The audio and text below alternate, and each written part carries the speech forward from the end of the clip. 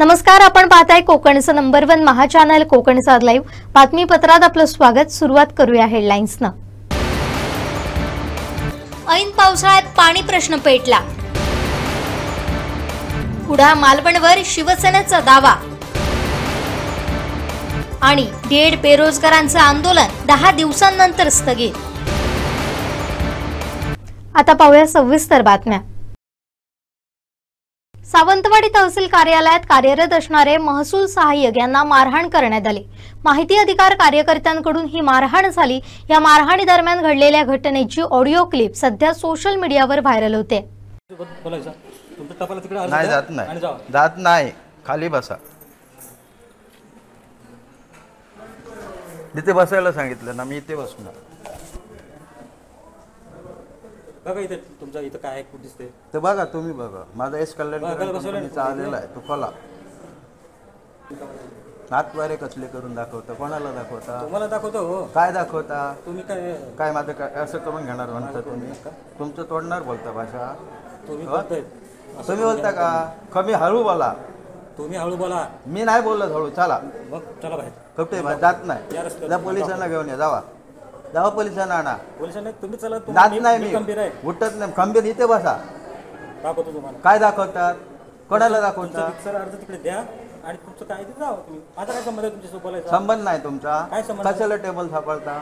उत्तर द्यायचं विचारलेलं। जमाबंदीचे तुम्ही आहे, त्याच्याशी संबंधित आहे। मी विचारायला येणार। अर्ज द्या। अर्ज दिल्यानंतरच विचारतोय। मग बोला। जास्त कवा करायचं नाही। अरे काय म्हणजे कोणाला अरे म्हणता? तुम्हाला म्हणतोय मी। अजून काय अरे म्हणतो? काय म्हणतो? कोणाचे नोकर तुम्ही? तुमचे नोकर। माझा नोकर आहे। काय शानपटा बिटवायची भाषा घाटावरची तिकडे ठेवा, बोलायचं नाही। खूप बघितले। तुझ्या साहेबाला घेऊन येतं जा। तू जा रे उठून। कोणाला सांगतो? एकेरी बोलतोय तू। कोणाला बोलतोय तू? जात नाही इथून। काय करणार? काय रितसर सांगितलं ना, आवाज वाढवायचा नाही म्हणून सांगितलं। परत सांगतो ना, बोलायचं नाही बोल। काय कबाडीत मारून दाखव। मी मारून दाखव का? पाहिजे थोबाडीत मारून? कोणाला सांगतो थोबाडीत मारीन? तुम्ही थोबाडीत मारीन कोणाला बोलला? तुम्ही म्हणता कशाला मग? काय थोबाडीत मारीन कोणाला बोलला? तुम्हाला बोललोय। काय मारून? कानपटात मारू यांच्या? मारू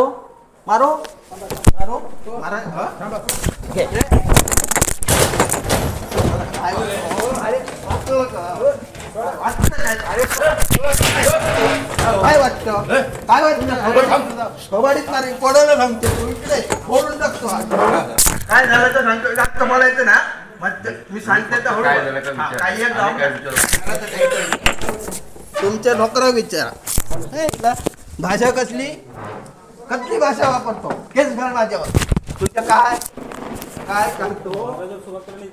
काय झालं? मारायला सुरू भाषा बघा, ऐका। काय मारायला सुरू करतो? कोणाला मारलं? फक्त भाषा कोणाला मारतो?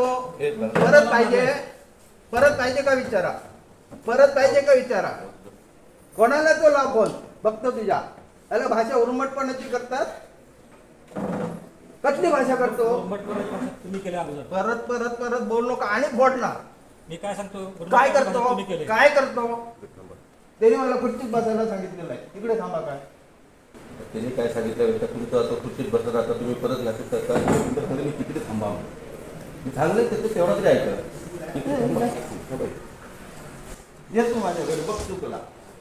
बाहेर रस्त्यावर आहे। कसली भाषा तुमची? कोणाला सांगतो तू? पैसे खातात आणि मस्ती करतात होय? आता बोल, पैसे खातो का नाही? ते काय सांगलं ते बोला। मागचं बोलायचं नाही। विषय कोणी वाढवला? कशाला वाढवला? आता असंच बोलत परत थोबाड फोडतो। केस कर माझ्यावर।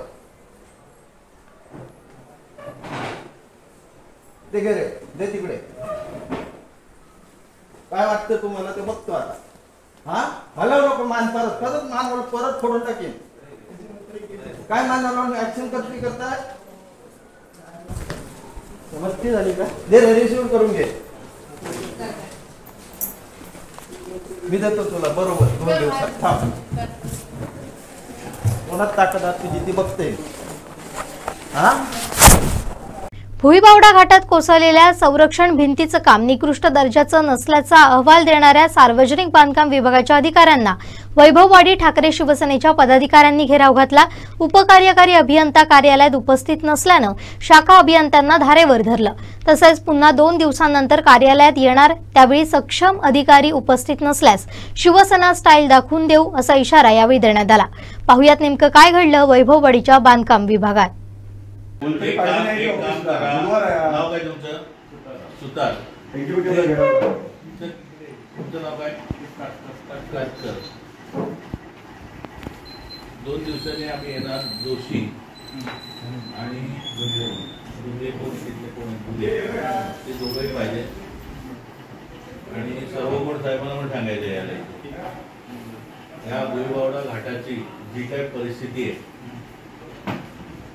ज्या पद्धतीने काम निकृष्ट झालेलं आहे, त्या कॉन्ट्रॅक्टरवर तुमचे काय साठवलेले आहेत त्याशी आम्हाला काय घेणं नाही। आमचं काम करा झालेलं, रस्ता कोणत्या परिस्थितीत पूर्ण झाला पाहिजे, त्या कॉन्ट्रॅक्टरना तुम्ही करायचं तर तुम्ही करायचं, पहिले काम झालं पाहिजे। जे काय आता झालेले आहे त्या कोणाकोणाचे काय तुम्ही कुठून काय काय केलंय ते सगळं तिथे त्यांनी क्लिअर करा।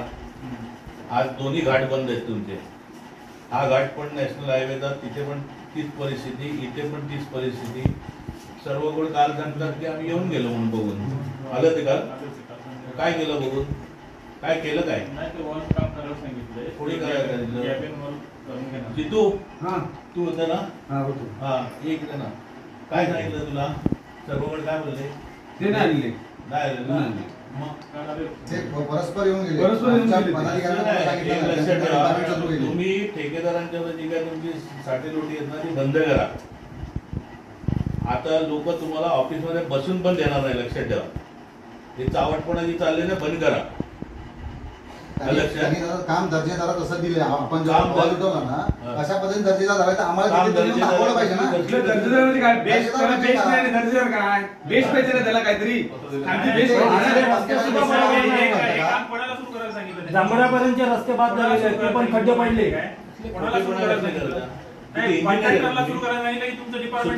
सुद्धा इंजिनियर ना तुम्ही मला भेटला होता रेस्ट हाऊसला, इंजिनियर ना तुम्ही, मला मी बोललो होतो त्याला व्यवस्थित लक्ष द्या म्हणून। काय अडचण म्हणजे अडचण मी तुम्ही आम्हाला अडचण आणता, आमच्या लोकांना अडचण आणता। हा त्याला काम सुरू कुणाला करायला सांगितलं तुम्ही? मी कोणाला सुरू करायला सांगितलं? कॉन्ट्रॅक्टर काम दर्जेदार चांगलं हे कसं सांगतात तुम्ही? दर्जेदार म्हणून काम तुम्ही रिपोर्ट खोटे का होतं? रिपोर्ट खोटे कशाला केलं? पाणी केल्याबरोबर पाणी केल्याबरोबर बाकीच्या एवढी एवढं नुकसान तिथे करून जात नाही ताबडतोब।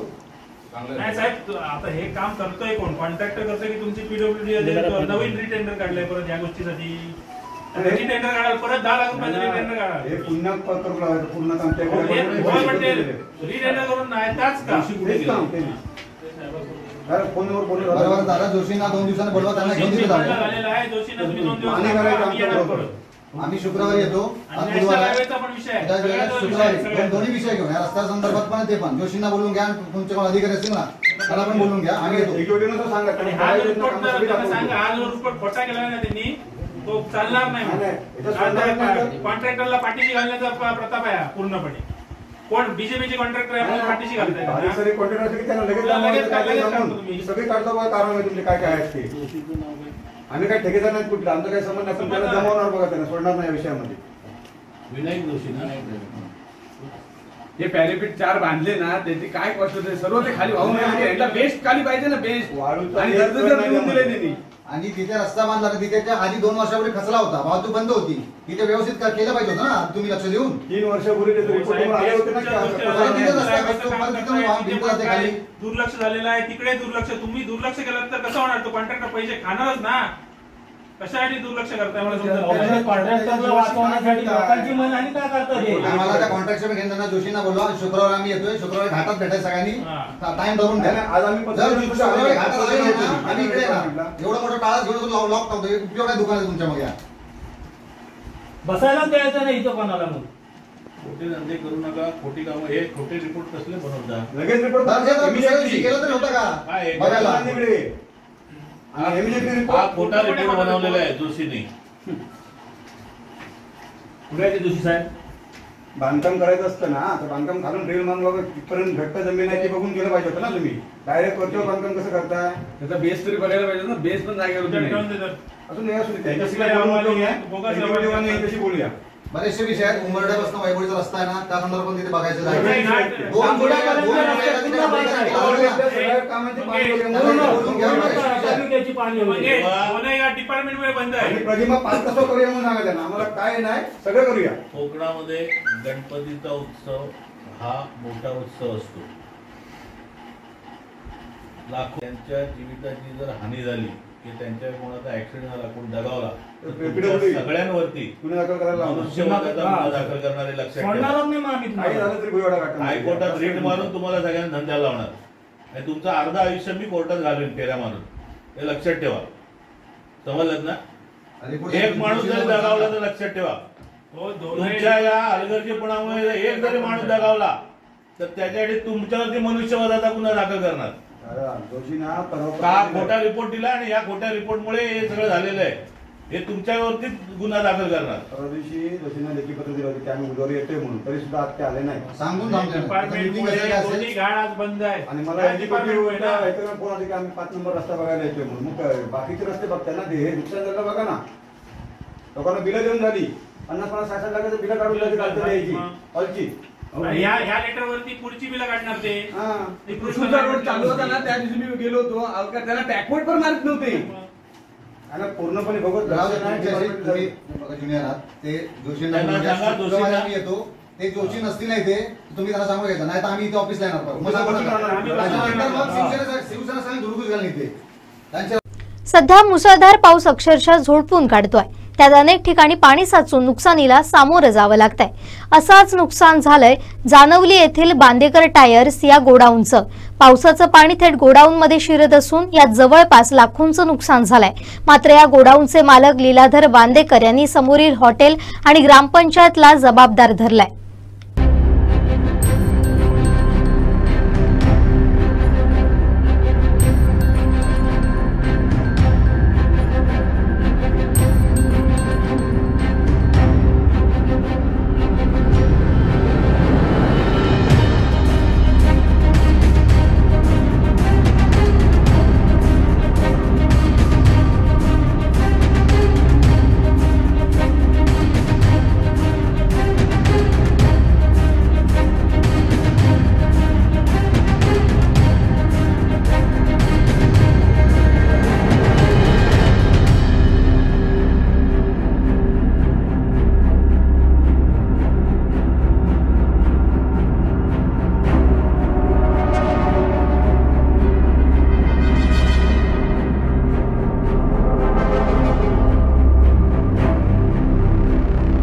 माझं नाव लीलाधर मंगेश बांदेकर, जानवली बांदेकर टायर. माझ्या प्लॉटमध्ये भरपूर मोठ्या प्रमाणात पावसाचं पाणी साचलं. त्याला कारण आहे रिलॅक्स हॉटेल. त्याने मागच्या वर्षी प्रशासनाने तो पाईपलाईन संपूर्ण क्लिअर करून दिलेली होती, पण यंदा त्याने परत माती टाकून पूर्ण पाणी थांबवल्यामुळे आणि त्याला ग्रामपंचायतीने परमिशन दिली आहे आणि त्यामुळे हे संपूर्ण पाणी माझ्या प्लॉटमध्ये घुसून, माझ्या दुकानात घुसून जवळजवळ कमीत कमी 2 टनचा चहा पावडरची संपूर्ण नासाडी झालेली आहे. त्यावर प्रशासनाने योग्य ती कारवाई करावी. आज कित्येक वर्षाची 1996 पासून चालूच असलेले पाणी ह्याने मागच्या वर्षी की नाही अशाच प्रकारे बंद केलं होतं आणि ते बंद केलेलं पाणी प्रशासन सुद्धा तहसीलदार आणि हे लोकांनी हा मार्ग मोकळा करून दिलेला होता. आता परत त्यात दुसऱ्या वर्षी त्यांनी परत माती टाकून तो प्रवाह बंद केला आणि त्याच्यामुळे आम्हाला जवळजवळ कमीत कमी 3-4.5 लाखाचं माझी चहा पावडर कंप्लीट भिजून गेली. काहीच करू शकलो नाही. रात्रीचं पाणी आलं आणि संपूर्ण माल भिजून गेला. आम्हाला सकाळी समजलं की पाणी आत घुसलं इथे आणि त्याला ग्रामपंचायत आणि हा रिलॅक्स हॉटेल जबाबदार आहे या नुकसानीला. ग्रामपंचायतीकडे याचं हे नुकसान भरपाई देण्याच्या संदर्भात त्यांनी हे करावं, कारवाई करावी झालेल्या नुकसानाला. ही ग्रामपंचायतीची मोठी चूक आहे की त्याला मागच्या वर्षी साफ करून गेलेलं परत माती टाकायला द्यायला नाही पाहिजे. ऍक्च्युली माती टाकत असताना सरपंच लोक आणि सगळे बघत होते, काही कारवाई केली नाही त्यावेळी त्यांनी. आणि त्यावेळी जर त्यांनी ते थांबवलं असतं तर आज हा प्रकार घडला नसता. आज मोठ्या प्रमाणात इथं अजूनही मोठ्या प्रमाणात पाणी साठलेलं आहे. त्या पाणी जायला मार्गच नाही आहे. आमदार साहेबांना, राणे साहेबांना विनंती आहे की हे जे काय घडलंय हे प्रत्यक्षात जर तुम्ही बघितलं किंवा तुम्ही प्रशासनाची जे कोणी माणसं असतात ह्या संदर्भात काम करणारे त्यांना सांगून जर आमचा मार्ग मोकळा करून गेला तर भरपूर उपकार होतील तुमच्यावर. मुंबई मंत्रालयात झालेल्या सिंधुदुर्गातील स्थानिक टीएड बेरोजगार उमेदवारांच्या शिक्षण मंत्री दीपक केसरकर यांच्या उपस्थितीत बैठक झाली. या बैठकीत झालेले निर्णय उमेदवारांसाठी सकारात्मक आहेत, त्यामुळे या उमेदवारांना निश्चित न्याय मिळेल असा विश्वास सुनील डुबे यांनी व्यक्त केलाय. डीएड बेरोजगार जे इथले स्थानिक आहेत त्यांचं आंदोलन होतं, त्या आंदोलनाला तुम्ही येऊन मागे भेट दिलीत आणि त्यानंतर ह्यांचं एक शिष्टमंडळ घेऊन तुम्ही केसरकर साहेब यांच्याकडे गेला होता शिक्षण मंत्री. तर त्या ठिकाणी काय झालं आणि त्याच्यामध्ये फायनल निर्णय काय झाला ह्या संदर्भात जरा सांगा. आलं असताना त्यांच्या समस्या सगळ्या ऐकल्या. त्याच्यामध्ये प्रकर्षानं त्यांची समस्या होती टेट आणि टीईटी. आता ती सेंट्रल गव्हर्नमेंटची असल्यामुळे त्याच्यात काय होऊ शकत नव्हतं हे माहिती होतं, पण त्यांच्या इतर समस्या अशोक गवळी साहेब असतील, आमचे प्रेमानंद असतील किंवा यांनी ज्या इतर समस्या बघितल्या तर कुठेतरी खात्री पडली की ह्या बाकीच्या समस्यावर 100% तोडगा निघू शकतो आणि टेटसाठी काय करावं हा पण विचार करून प्रयत्न करता येईल. आणि त्या दृष्टिकोनातनं लगेच केसरकर साहेबांशी दूरध्वनीवर आपण यांना बोलले आणि यांनी पण सर्वजण अगदी चांगल्या पद्धतीने चांगलं शिष्टमंडळ त्या ठिकाणी यांच्या सर्वांच्या वतीने आलं. आणि त्या ठिकाणी आम्ही विषय हा होता दिनांक 23/7 रोजी मंगळवारी महाराष्ट्र राज्य शैक्षणिक उपसंचालक मुंबई येथे सन्माननीय शिक्षण शालेय मंत्री आयुक्त सचिव यांची बैठक महाराष्ट्र प्राथमिक शिक्षण परिषद सभागृह 1ला मजला त्या ठिकाणी पार पडली. त्यामध्ये माननीय प्रधान सचिव शालेय शिक्षण विभाग मंत्रालय मुंबई उपस्थित होते, माननीय आयुक्त शिक्षण महाराष्ट्र राज्य पुणे हे उपस्थित होते, माननीय मुख्य कार्यकारी अधिकारी जिल्हा परिषद सिंधुदुर्ग आणि शिक्षण संचालक महाराष्ट्र राज्य पुणे हे उपस्थित होते आणि मुख्य कार्यकारी सिंधुदुर्ग ऑनलाईन उपस्थित होते, विभागीय शिक्षण उपसंचालक कोल्हापूर हे ऑनलाईन उपस्थित होते, माननीय शिक्षण अधिकारी प्राथमिक जिप सिंधुदुर्ग ऑनलाईन उपस्थित होते. त्याचप्रमाणे सुनील डुबळे म्हणजे मी उपस्थित होतो, सचिन वालारकर आपले जिल्हा नियोजन सदस्य ते त्या ठिकाणी उपस्थित होते, माननीय विजय फाले अध्यक्ष बीएड रोजगार संघर्ष समिती हे उपस्थित होते आणि सहदेव पाटकर सचिव बीएड रोजगार समिती हे उपस्थित होते. या याच्यामध्ये जे निवेदन दीपक भाईंना दिलं होतं, खरं तर मी दीपक भाईंचं कौतुक या ठिकाणी करेन की दुपारी 3 वाजता वगैरे सगळ्या आमच्या घडामोडी सुरू झाल्या आणि त्यानंतर ह्या सर्व लोकांना एकत्रित आणणं तसं कठीण काम होतं, पण दुसऱ्या दिवशी बरोबर 12:15ला मीटिंग चालू झाली आणि सर्व लोक त्या ठिकाणी उपस्थित होते, संपूर्ण त्यांचा स्टाफ उपस्थित होता. आणि सदर भेटीत सिंधुदुर्ग जिल्ह्यातील पहिला प्रश्न हा होता की जिल्ह्यातील स्थानिक डीएड रोजगार यांनी मांडलेली मागणी प्रकर्षाने मांडण्यात आली. सन्माननीय शालेय शिक्षण मंत्री यांनी पोलीस भरतीप्रमाणे शिक्षण भरती देखील जिल्हा निहाय व्हावी असा आदेश आयुक्तांना दिला आणि ज्या पद्धतीत पोलीस भरती होते त्याच पद्धतीत जिल्हा निहाय व्हावी, त्यामुळे बाहेरच्या परजिल्ह्यात येण्याचं जे प्रमाण आहे ते फार कमी होईल हा त्याच्यामागचा उद्देश होता. सदर बैठकीत कमी पटसंख्येत शाळेतील रिक्त जागांवर पूर्ण कायमस्वरूपी शिक्षकांसोबत कंत्राटी तत्वावर शिक्षण सेवक देणार येणार आहे. सदर कंत्राटी शिक्षकांना सरकार काढता येणार नाही, शिक्षकाला काढता येणार नाही असा ठराव बैठकीत झाला. हा एक फार मोठा निर्णय झाला की हे जे डीएड जे बेरोजगार आहेत त्यांना कंत्राटी पद्धतीत घेणार, पण ते त्यांना काढता येणार नाही, म्हणजे उद्या काही झालं ते कायमस्वरूपी तिथे राहतील असा एक चांगला निर्णय झाला. आणि सदर बैठकीत कंत्राटी स्वरूपात घेण्यात आलेल्या शिक्षण सेवकास 15,000 रुपये मानधन देण्यात येण्याचे ठरवण्यात आले. जे पूर्वीचे स्वयंसेवक होते त्यांना 9,000 मानधन होतं, ते दीपक भाईमुळे 1500 रुपये 15,000 रुपये मानधन झालं. सन्माननीय शालेय शिक्षण मंत्री सिंधुदुर्ग यांनी जिल्ह्यातील डोंगरी निकष पाहता विशेष बाब म्हणून निर्णय घेतला असला तरी या निर्णयामुळे संपूर्ण महाराष्ट्र राज्यातील डीएड बेरोजगार यांची उपासमार पाहता हा निर्णय संपूर्ण राज्यासाठी लागू केला आहे. त्यामुळे आमच्या संघटनेच्या वतीने सातत्याने केलेल्या मागणीचा फायदा संपूर्ण महाराष्ट्र राज्यातील प्रत्येक जिल्हास्तरीय स्थानिक डीएड पदविकाधारक डीएड बेरोजगारांना मिळणार आहे. कारण एक संभ्रम निर्माण झाला की केसरकर साहेबांनी आपल्या जिल्ह्यातील बेरोजगारांसाठी हा निर्णय घेतला की काय, त्यामुळे बाकीच्या जिल्ह्यांवर अन्याय होणार की उर्वरित महाराष्ट्राच्या. तर तसं नाही, मी या सगळ्या डीएड बेरोजगारांचं आणि विजय फालेचं कौतुक करेन की यांनी हा प्रश्न सातत्याने लावून धरल्यामुळे यांच्यामुळे संपूर्ण महाराष्ट्राला या निर्णयाचा एकाच वेळी फायदा मिळणार आहे आणि त्याच्यामुळे सर्व डीएड बेरोजगार जे महाराष्ट्रात आहे त्यांचं पण या ठिकाणी चांगलं भलं होईल असं मला वाटतं. पदवीधारक यांची संख्या लाखोंच्या घरात पोहोचली होती. बेरोजगार वाढल्यामुळे डीएडकडे सर्वांनी पाठ केली. याच कारणामुळे राज्यातील अध्यापक विद्यार्थी संख्या जिल्हानिहाय कमी करण्याचा निर्णय घेण्यात आला. प्रत्येक जिल्ह्यामध्ये भरपूर डीएड कॉलेजेस होती, ज्यामुळे तुम्हाला माहिती आहे कशा पद्धतीत डीएड ॲडमिशन आणि त्यांची मुलं जी पुढे बेकार झाली, त्यामुळे प्रत्येक जिल्ह्यात महाराष्ट्रातल्या डीएड कॉलेज 1 किंवा 2 अशा प्रकारचीच असतील असा मोठा शासन निर्णय त्या ठिकाणी घेण्यात आला. सदर कंत्राटी शिक्षण सेवक नियुक्तीचे अधिकार शाळा समितीला न देता मुख्य कार्यकारी अधिकारी शिक्षणाधिकारी देण्यात आले. पूर्वी स्वयंसेवक ज्यावेळी झाले तेव्हा शिक्षण चालक कोणती समिती होती, त्यांनी आपापल्या फेवरची आपले नातेसंबंधातले किंवा ते कंत्राटी कामगार घेतल्यामुळे यांच्यावर अन्याय झाला. तो न होण्यासाठी ही अधिकार शिक्षणाधिकारी आणि सीओ यांना देण्यात आलेले आहेत. स्थानिक डीएड पदवीधारक उमेदवारांना नियुक्त्या लगतच्या गावात किंवा त्यांच्या तालुक्याच्या ठिकाणी देण्यात येतील. म्हणजे जे समजा डीएड जो लागला तर त्यांना त्यांच्या स्थानिक गावात किंवा त्याच्या लगतच्या गावात देण्यात येतील, ज्यामुळे त्यांना जाण्या येण्याचा जो भूर्दंड आहे तो वाचेल आणि त्यांना जवळच्या जवळ शाळा देणं असे अतिशय चांगले निर्णय या ठिकाणी झाले.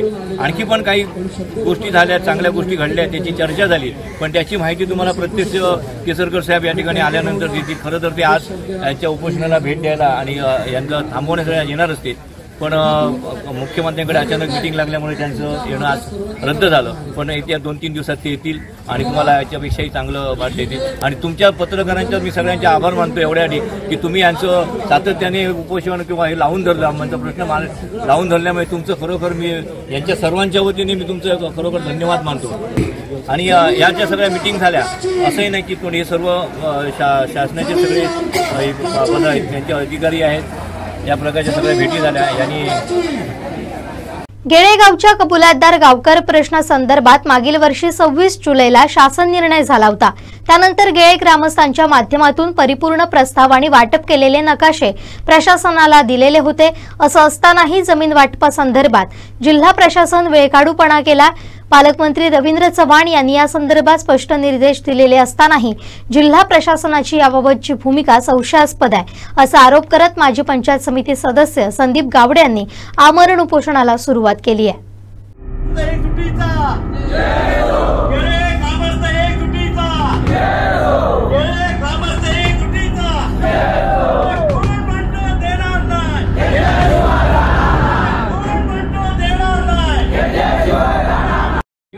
तुमच्या डोक्यात पाहिजे ह्याच्यासाठी मी बोलतोय. हा कुठल्याही पद्धतीचा इव्हेंट नाही. आल्या आल्या आपण 11:30चा वेळ होता, 12 वाजता ह्या उपोषणाला सुरुवात झालेली असे मी जाहीर करतो. इथेच आल्या आल्या आपलं पोलीस प्रशासनाने आपलं स्वागत केलं, आपण त्यांचं स्वागत स्वीकारलं आणि आपण शांतताप्रिय आहोत, शिस्तबद्ध आहोत.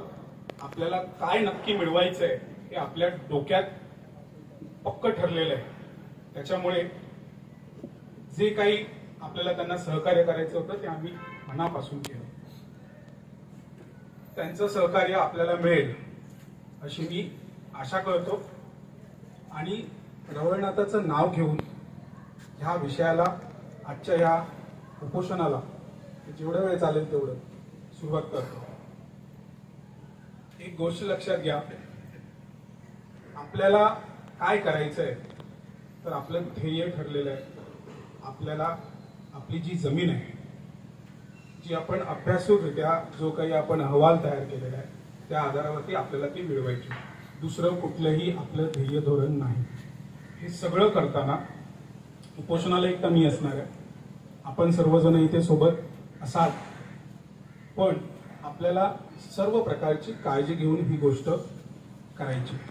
मी विनंती करतो की ज्या ज्येष्ठ मान्यवरांनी या विषयामध्ये मोलाचं सहकार्य केलं त्यांना सर्वांना आपण मंचावरती यावं. तसंच आपल्याला पाठिंबा द्यायला इथे सोबत आपल्या गावचे सरपंच आलेले आहेत.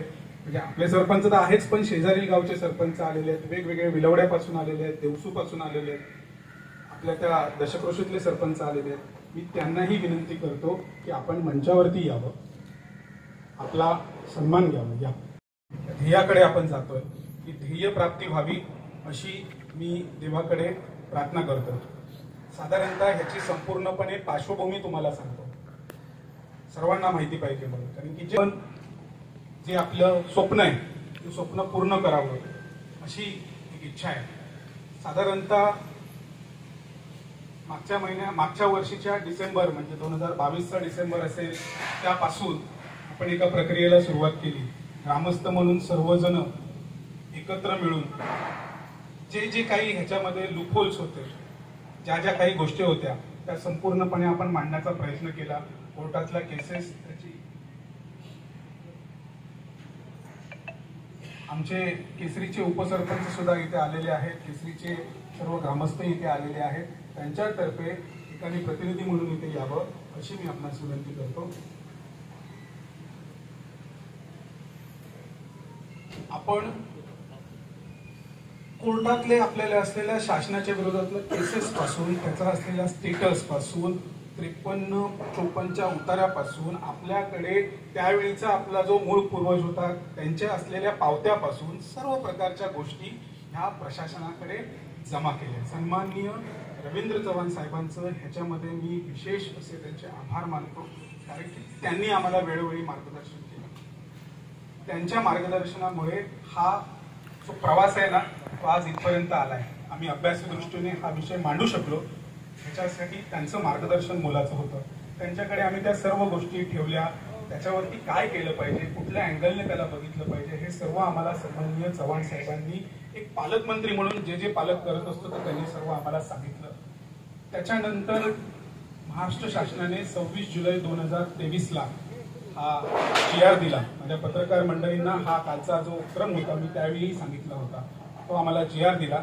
त्याच्यामध्ये त्रुटी होत्या, त्या त्रुटी आम्ही त्यावेळी सांगितल्या, प्रशासनालाही सांगितल्या, आणि आम्ही कुठल्याही पद्धतीने त्यावेळी साखर किंवा पेढे असे वाटले नाही आणि कुठलाही आनंदोत्सव त्यावेळी साजरा केला नाही, कारण की ह्याच्यामध्ये त्रुटी आहे हे आम्हाला त्यावेळी कळलेलं होतं. त्याच्यानंतर ह्याच्या सन्माननीय पालकमंत्री, ह्या राज्याचे बांधकाम मंत्री रवींद्र चव्हाण साहेबांच्या अध्यक्षतेखाली मंत्रालय स्तरावरती ह्याच्या बैठका झाल्या.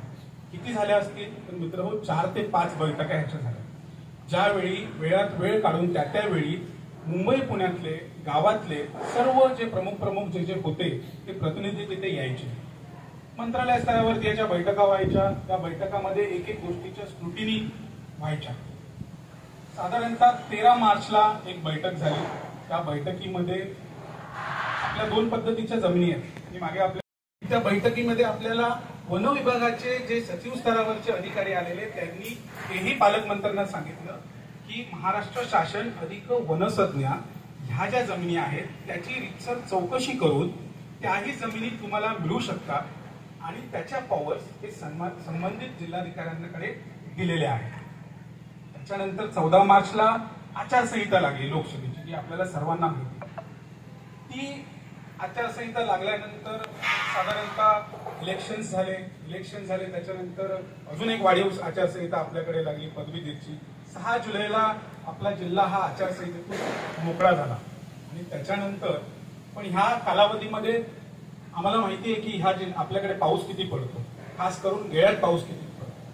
आम्ही सन्माननीय पालकमंत्री महोदय रवींद्र चव्हाण साहेब यांच्या मार्गदर्शनाखाली गाव म्हणून एकत्र बसलो आणि सर्व ग्रामस्थांनी छोटं का होईना देणगी त्याच्या जमा करून संपूर्ण गावातली जमीन ही मोजून घेतली. संपूर्ण गावातली जमीन म्हणजे गेळगावमध्ये जेवढे सर्वे नंबर आहेत सगळे सर्वे नंबर मोजून घेतले. रिझर्व्ह फॉरेस्ट म्हणून एक सर्वे नंबर आहे, तो सर्वे नंबरची मार्किंग करून घेतली आणि इथे सगळं आणलेलं आहे, ते नकाशे आणले. त्याच्यामध्ये संपूर्णपणे निव्वळ महाराष्ट्र शासन जमीन कुठली, त्याच्यातलं क्षेत्र किती, महाराष्ट्र शासन अधिक वनसज्ञ असलेली जमीन किती, त्याचा कलर कोड कुठला, हे सगळं केलं. त्याच्यानंतर समप्रमाणात त्याचे वाटप केलं. बरोबर 2018-19ची कुटुंबांची यादी हे प्रशासन आतापर्यंत चालवतं. आम्ही वारंवार यांना सांगत होतो अरे 2018 नंतर कित्येक जण मयत झाले, अनेक बदल घडले, ती यादी अपडेट केली. बरं, ती यादी आजपर्यंत अपडेट केली गेली नाही, पण गावाने, ग्रामपंचायतीने, सरपंचांनी सर्वांनी एकत्र येऊन ती यादी सुद्धा पूर्णपणे अपडेट केली आणि हे मधल्या काळात केलेलं काम आचारसंहिता संपल्या 16 जुलैच्या जिल्हा नियोजनच्या बैठकीच्या दिवशी आम्ही पालकमंत्री महोदयांकडे ठेवलं. समोर जिल्हाधिकारी होते, पण त्याच्यातही कुठल्याही पद्धतीचा पर्याय सन्माननीय पालकमंत्री महोदयांनी सांगितलं, अरे 3 मुख्यमंत्री बदलले, आता काय 4था मुख्यमंत्री शपथ घेण्याची वाट बघताय का? हेही सांगितलं. हे करा, हे तात्काळ करा, नाही करत असाल तर माझ्या समोरून हे पेपर काढा, अशा पद्धतीने हे सगळं सांगितलं. तरी पण आजपर्यंत काही केले नाही. बरं, अभ्यासू दृष्टिकोनातून एकही प्रशासकीय अधिकारी बोलायला याच्यात तयार नाही.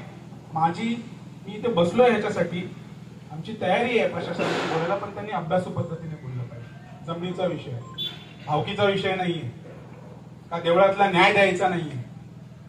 तुम्ही टेक्निकल स्तरावरती तांत्रिक मुद्दे हे बोलले पाहिजे. 16 जुलैच्या त्या बैठकीनंतर आम्ही यांना सांगितलं वाटप करण्याचे अधिकार दिलेले आहेत, तरी पण ते करत नाही. तेव्हा त्यांना सगळ्या जमिनी, फक्त महाराष्ट्र शासन नाही, महाराष्ट्र शासन अधिक ज्या खासगी वन ज्या लागलेल्या आहेत त्याही जमिनी वाटप करण्याचे अधिकार आहेत. हे सगळं त्याच्यामध्ये सांगितलेलं आहे. हे सांगितलेलं असताना प्रशासनाकडनं आजपर्यंत कुठलीही गोष्ट करण्यात आलेली नाही, अभ्यासू पद्धतीने करण्यात आलेली नाही. त्यावेळी त्यांना सांगितलं आम्ही उपोषणाला बसणार आणि त्यानंतर हा आजचा दिवस आहे. आपण इथे आता आमरण उपोषणाला मी बसतोय गावातर्फे. मी समजतो की आपण इथून एक आहोत. या सर्व गोष्टी पार्श्वभूमी मी तुम्हाला इथे सांगितलेल्या आहेत. हा लढा यशस्वी होणार याची खात्री 100%. काय करायचं, कसं करायचं हे त्यांनाही माहिती आहे. फक्त ते का थांबलेत, कोणामुळे थांबलेत, कशासाठी थांबलेत, त्याच्यासाठी हे पुढचे येणारे जे काही असेल ना वेळ, ती आपल्याला सांगून जाईल. कोणीही कितीही त्याच्यामध्ये आडवा टाकू दे, पाय टाकू दे, त्यांना किती अडथळे करायचे करू दे, तरी पण जर हे आज नाही झालं कधीच नाही होणार. आमचे पालकमंत्री वारंवार सांगत असतात की ते अपघाताने पालकमंत्री म्हणून झाले. प्रचंड तळमळीने ती व्यक्ती सांगत असते, मार्गदर्शन करत असते. त्यांच्या पालकमंत्री असतानाच हा मुद्दा सॉर्ट आउट झाला पाहिजे. हा आताच होऊ शकतो, नाही तर कधीच होणार नाही. कारण की जे आपण इथे ठेवून बोलतोय ना, दुःख हे वाटतं ना की ते तिथे दिसत नाही. जिल्हाधिकारी म्हणून जे दिसलं पाहिजे ना ते दिसत नाही. काय इंटरेस्ट आहे ते आता त्यांनी सांगावे. हे घेतल्याशिवाय आपण इथून हटायचं नाही. मी तर हटणार नाहीये आणि हे आपल्याला 100% आपल्या जमिनी मिळणार. 25-25, 30-30 वर्ष झाली. 30-30 वर्ष म्हणजे 2-2 पिढ्या ह्या अशाच वाया गेल्या.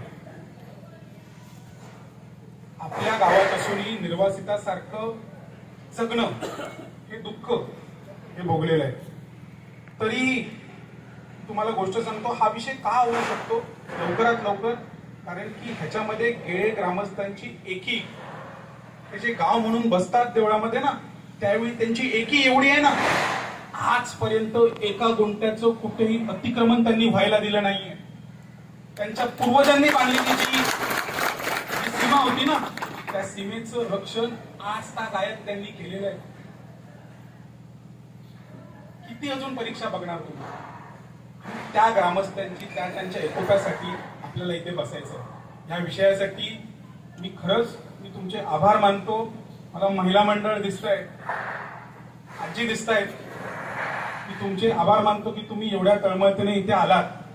मुंबई पुण्यावरनं कितीतरी गेले ग्रामस्थ, युवक मंडळ हे इथे आलेलं आहे. मी त्या सर्वांचे आभार मानतो. आणि आतापासून 12 वाजल्यापासून या उपोषणाला सुरुवात झालेली आहे. काय, कशासाठी बसलोय, काय, हे सगळं समजलं ना आपल्याला? हे सगळं समजणं गरजेचं होतं. त्याच्यासाठी आपण बसलो. आतापासून इथे हटायचं नाही. राज्य सरकार, पालकमंत्री यांनी निर्देश देऊनही जिल्हाधिकारी जमीन वाटप करत नाहीत. त्यामुळे कोणाचा दबाव आहे ते जिल्हाधिकारीच सांगतील, असं विधान उपोषणकर्ते संदीप गावडे यांनी केलंय. पाहूयात. कबुलातदार गावकर जमीन, या जमिनीचा प्रश्न खूप अवघड झालेला आहे. गेळेगाव हा या अंतर्गत येतो. गेळेगावाच्या वतीने आता हे जिल्हाधिकारी कार्यालयासमोर आंदोलन सुरू करण्यात आलेलं आहे, उपोषण. या आंदोलनाचे जे प्रमुख आहेत संदीप गावडे, त्यांच्याशी आपण जरा चर्चा करूया. हा निश्चित विषय काय, थोडंसं विषय कसं आहे, शासन निर्णय झालेला आहे, पालकमंत्र्यांनी आदेश दिलेले आहे. असं असतानाही जिल्हाधिकारी जे आहेत की आपल्याला ही जमीन जी गावाची दिली पाहिजे लोकांना, गावकऱ्यांना, ती देत नाही. तर हे निश्चित प्रकार काय म्हणतो आपण आत्ता म्हणालात की प्रश्न अवघड झालेला आहे. मी उलटं म्हणेन प्रश्न सोपा झालेला आहे. संपूर्णपणे नकाशे इथे तयार आहेत. सन्माननीय पालकमंत्री महोदयांचे रिमार्क्स आहेत आणि सर्वे नंबर वाईज कुठल्या कुटुंबाला कुठली जमीन द्यावी हेही तपासलेलं आहे. जिल्हा प्रशासनाच्या म्हणजे पालकमंत्र्यांनी 3-3, 4-4 वेळा निर्देश दिले, तरी जिल्हा प्रशासन हे करत नाही. कोणी 1-2 माणसांमुळे जर हा विषय थांबलेला असेल तर त्यांनी तसं सांगावं कोणामुळे थांबला ते. मग गाव करेल ते राव काय करेल, पुढे वेगळे निर्णय होतील. पण हे जे तुम्ही म्हणताय की जिल्हाधिकारी पालकमंत्र्यांनी आदेश दिले, सगळं झालं, तरी जिल्हाधिकारी ऐकत नाही. जिल्हाधिकाऱ्यांवर दबाव निश्चित कोण आहे ते आपण जिल्हाधिकाऱ्यांना विचारलं पाहिजे की त्यांच्यावरती कोणाचा दबाव आहे, कुठल्या अशा मोठ्या माणसाचा दबाव आहे की त्याच्यामुळे होत नाही, हे त्यांना विचारलं पाहिजे. तुम्ही ते आम्हाला इथे येऊन सगळ्यांच्या समोर सांगतील अशी अपेक्षा आहे, म्हणून आम्ही इथे बसलो. पण विषय असा येतो की सरकार तुमचं आहे, केंद्रातही सरकार आहे, राज्यातही सरकार आहे, पालकमंत्री तुमचे. असं असताना एक जिल्हाधिकारी ऐकत नाहीत. पालकमंत्री यांचा मार्गदर्शन आहे. पालकमंत्र्यांमुळे हा प्रश्न हे तुम्हाला दिसतो ना सोपा प्रश्न झालाय. मी तुम्हाला सुरुवातीलाच म्हटलं हा प्रश्न अवघड नाही, सोपा झालाय. तर हा गेल्या 25-30 वर्षाचा प्रश्न सोपा कोणामुळे झाला हो? हा प्रश्न पालकमंत्र्यांमुळे सोपा झाला. त्यांनी आम्हाला सांगितलं की काय केलं पाहिजे, कशा पद्धतीने ह्याची वाटप प्रक्रिया केली पाहिजे, ग्रामस्थांकडनं काय भूमिका अपेक्षित आहे, कुठल्या पद्धतीने कुठल्या कायदेशीर दृष्टीला कशा पद्धतीने त्याला गायडन्स केलं पाहिजे, हे सगळं त्यांनी केलं, म्हणून इथपर्यंत आलं. आता जर एक्झिक्युशनचे पॉवर आहेत ना हे डीएम कडे आहेत, म्हणजे जिल्हाधिकाऱ्यांकडे आहेत, त्या जर आमच्याकडे पालकमंत्र्यांकडे असल्या असत्या तर इतक्यात ह्यांच्या हातात त्यांचे सातबारे असले असते. आता डीएम का अडवतायत ना ते डीएमना तुम्ही विचारा. नाही पण ही एवढी स्थिती असेल आणि जर जिल्हाधिकारी ऐकतच नसतील अशी स्थिती असेल तर मग त्यांच्या विरोधात काही कारवाई होईल का? पालकमंत्री काय करतील किंवा सरकार काय करेल? तुम्ही काय सांगाल पालकमंत्र्यांना? इतका मोठा नाही, आमचे पालकमंत्री हे प्रचंड अभ्यासू आहेत. त्यांच्यामुळे हा मी सांगितलं ना प्रश्न अवघड नाही, सोपा झाला. हा सोपा कोणामुळे झाला? त्यांच्यामुळे झाला. ते जे काही कारवाई करायची ना ते योग्य कारवाई करतील. एक गोष्ट तुम्हाला सांगतो, जनतेला न्याय मिळवून देणारं जर इथे लिडरशिप असेल तर ते चव्हाण साहेबांचं आहे. आणि ते वारंवार सांगतात की मी अपघाताने पालकमंत्री झालो, हे वारंवार ते सांगत असतात. त्यामुळे त्यांच्या कालावधीत हा प्रश्न सुटला पाहिजे. त्यांनी सांगितलं की 3-3 मुख्यमंत्री बदललेले मी बघितले, आता 4था मुख्यमंत्री शपथ घेण्याची वाट बघता का तुम्ही? हे जर ते सांगत असतील तर जिल्हा प्रशासनाला तुम्ही विचारा, ठीक आहे, किंवा जिल्हा प्रशासनाने समोर यावं मीडियाच्या समोर, मग आम्ही प्रश्न विचारतो ना त्यांना काय करायचं. या ठिकाणी सावंतवाडीचे नगराध्यक्ष उपस्थित आहेत. त्यांना काय त्यांना पाठिंबा देण्यासाठी आलं की अजून काही असं जरा त्यांची चर्चा करत? अजून काही नाही. संदीप गावडे लोकांची भूमिका घेऊन इथं बसलेले आहेत. ते लोकांसाठी बसलेले आहेत आणि जनतेपेक्षा कोण मोठा नाही, जनताचीच मोठी आहे. आणि एक चांगल्या गोष्टीसाठी पाठिंबा द्यायला इथं आलेलो आहे. संदीप गावडेंना सांगितलं जेवण तयार असताना जेवण का वाढत नाही, का कोणी जेवण वाढू नको म्हणून सांगितलंय का? त्या जरी मागचा जो शुक्राचार्य आहे तो लवकरच बाहेर येईल. नाही तर संदीप गावडे जर यांनी जर नाही केलं कलेक्टरांनी तर आम्ही शुक्राचार्याला शोधून काढून त्याचं नाव जाहीर करू. या ठिकाणी आलेले आहेत पारकर सर, त्यांना विचारलं की आता पाठिंबा द्यायला म्हणून उपस्थित राहिले आहेत, त्यांची जरा चर्चा करूया. गेली अनेक वर्ष माझ्या जिल्ह्यातले हे सगळे ग्रामस्थ त्या ठिकाणी आंदोलन करत आहेत, उपोषण करत आहेत आणि त्यांचा प्रश्न त्या ठिकाणी महत्त्वाचा आहे आणि म्हणून तो प्रश्न लवकरात लवकर सोडावा.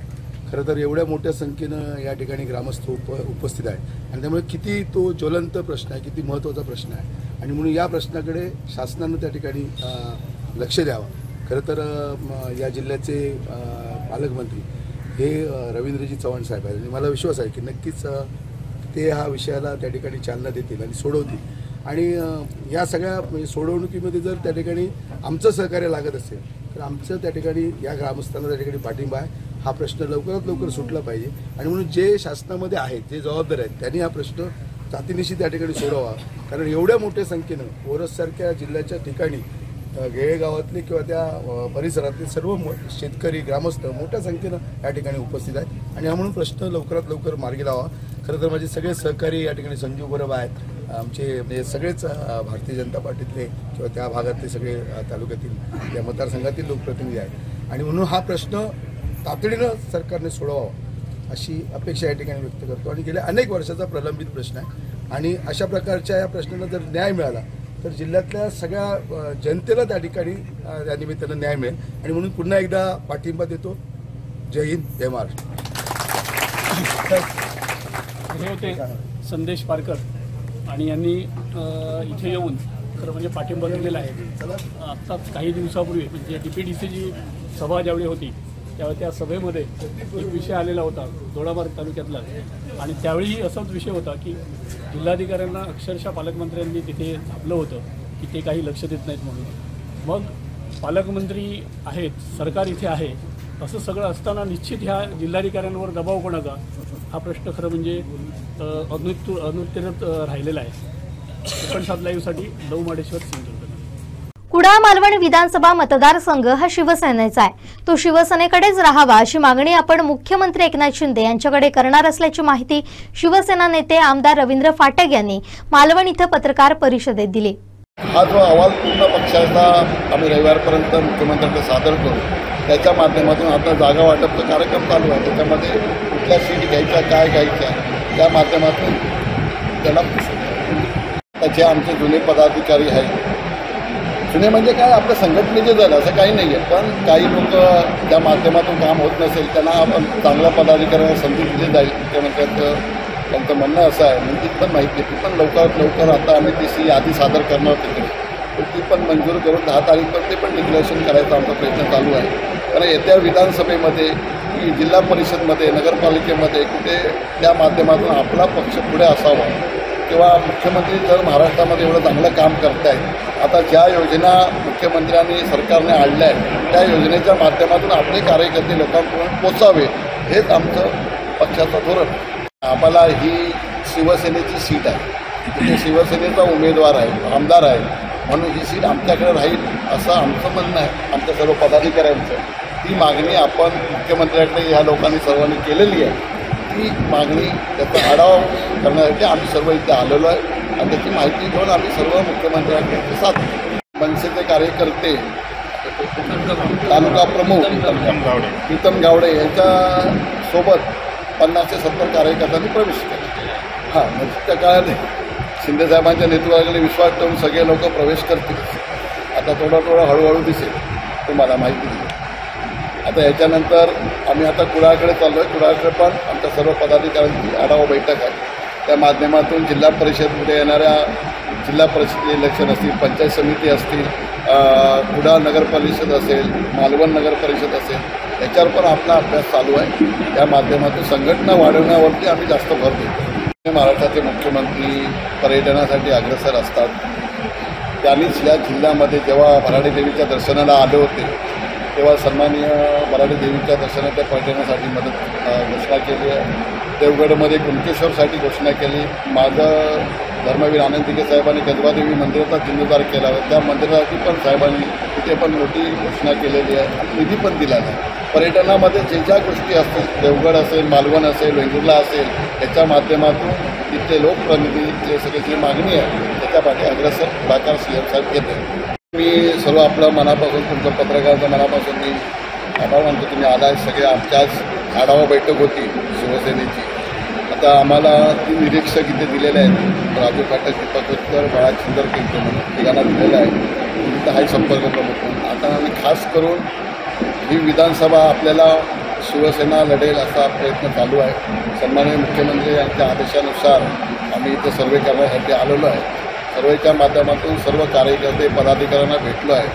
प्रत्येक तालुक्यावाईज आता हे 2-3 दिवस इथे या विधानसभेमध्ये काम करतो आहे. जिल्हा परिषदेवर काय आपली परिस्थिती आहे या माध्यमातून माहिती घेतलेली आहे आणि ती आम्ही रविवारपर्यंत महाराष्ट्राचे मुख्यमंत्री सन्माननीय शिंदेसाहेबांकडे सादर करू आणि त्याच्या माध्यमातून जेव्हा आता सीट वाटप होत आहे तर महायुतीमध्ये ही सीट आपल्या पक्षाला मिळावी असं सर्व पदाधिकाऱ्यांचं म्हणणं आहे. ही सीट आम्हाला संधी मिळावी पक्षाला आणि मिळण्यासाठी साहेबांनी आम्हाला नियुक्ती केलेली आहे की आपली खालची परिस्थिती काय आहे त्या परिस्थितीच्या माध्यमातून ही सीट मिळाल्यानंतर आपल्याला महायुतीमध्ये ती काढायची आहे. त्या माध्यमातून आपली तयारी चालू.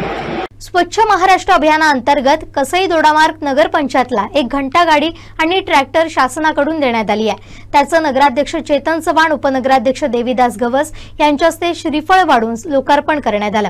महाराष्ट्रभर सर्व नगरपंचायतला शासनाकडून स्वच्छ शहर आणि स्वच्छ महाराष्ट्र या हेतूनं कचरा घंटा गाडी देण्यात आली आहे. या अभियानाअंतर्गत कसई दोडामार्ग शहर स्वच्छतेचं ध्येय घेऊन नगरपंचायत यासाठी पुरेपूर मेहनत घेणार आहे, असं नगराध्यक्ष चेतन चव्हाण यांनी म्हटलंय. यावेळी त्यांच्यासोबत उपनगराध्यक्ष देवीदास गवस, बांधकाम सभापती नितीन मणेरीकर, नगरसेविका संजना मावळणकर, क्रांती जाधव, सर्व नगरपंचायत अधिकारी कर्मचारी उपस्थित होते. स्वच्छ महाराष्ट्राच्या अभियानांतर्गत आपल्याला ट्रॅक्टर आणि एक घंटा गाडी, कचरा गाडी आपल्याला उपलब्ध झालेली आहे. आणि ह्या नगरपंचायतचा स्वच्छतेचा नगरपंचायतने या आपल्या 2 वर्षात जो काय धडाका घेतला आहे त्याच्यामुळे माझी वसुंधरामध्ये पण आम्हाला चांगल्या प्रमाणात यश प्राप्त झालं आहे. तसेच बऱ्याचशा ODF++मध्ये पण आम्ही यश प्राप्त केलेलं आहे. कचरा नगरपंचायतमधील किती आपण स्वच्छता ठेवू ह्यावर लक्ष देत आहोत. तसंच आपल्याला आता 1 ऑगस्टपासून आपल्या कौटिल्य एजन्सीमार्फत आपल्या महाराष्ट्राचं जे ध्येय आहे की स्वच्छ शहर या उपक्रमाच्या माध्यमातून आपण नगरपंचायत जेवढा स्वच्छ ठेवू शकतो आणि त्यांची जी आपली टीम येणार आहे. आता आपण एवढे दिवस सांगत होतो लोकांना की कचरा तुम्ही कचरा गाडीत टाका, ओला कचरा सुका कचरा वेगळा करून टाका, पण तसं काय 100% इम्प्लिमेंट होत नव्हतं. पण त्याचं 100% इम्प्लिमेंट कसं होणार याची ती एजन्सीमार्फत आणि आम्ही सर्व नगरपंचायतचे कर्मचारी नगरपंचायत स्टाफमार्फत ते आम्ही आता राबवण्यात येणार आहे. त्याचबरोबर जी आम्ही नगरपंचायत ते मागच्या मीटिंगमध्ये ठराव घेतला होता की 500 रुपये दंड, जो कोण कचरा बाहेर फेकेल त्याला 500 रुपये दंड आम्ही आकारण्याचा एक ठराव घेतला होता. त्याची पण इम्प्लिमेंट 1 तारखेपासून होत आहे. म्हणून सर्व नगरपंचायतच्या क्षेत्रातील सर्व नागरिकांना आणि आपल्या जनतेला एक आवाहन करू इच्छितो की कचरा जेव्हा घंटागाडी येते आणि आपले कर्मचारी येतात तेव्हाच तो कचरा त्या घंटागाडीच्या ते कर्मचाऱ्यांच्या सुपूर्द करावा. इतर ठिकाणी कुठेही जर कचरा टाकण्यात आला तर त्याच्यावर आम्ही कायदेशीरपणे दंडात्मक कारवाई करणार आहोत.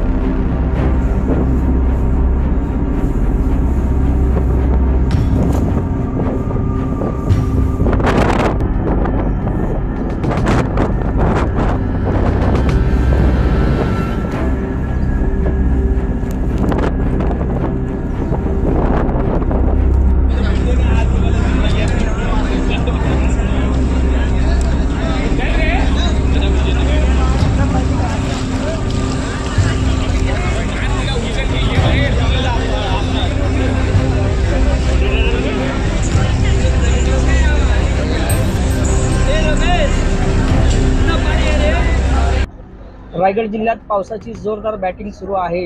जिल्ह्यातील अंबा नदी, सावित्री नदी, काळ नदी या दुथडी भरून वाहताना पाहायला मिळत आहेत। तर रायगड जिल्ह्यातील कुंडलिका नदी आहे, तिने धोक्याची पातळी ओलांडलेली आहे। गेल्या 24 तासांमध्ये 300 ते 400 मिलीमीटर इतक्या पावसाची नोंद झालेली या ठिकाणी नमूद करण्यात आली आहे।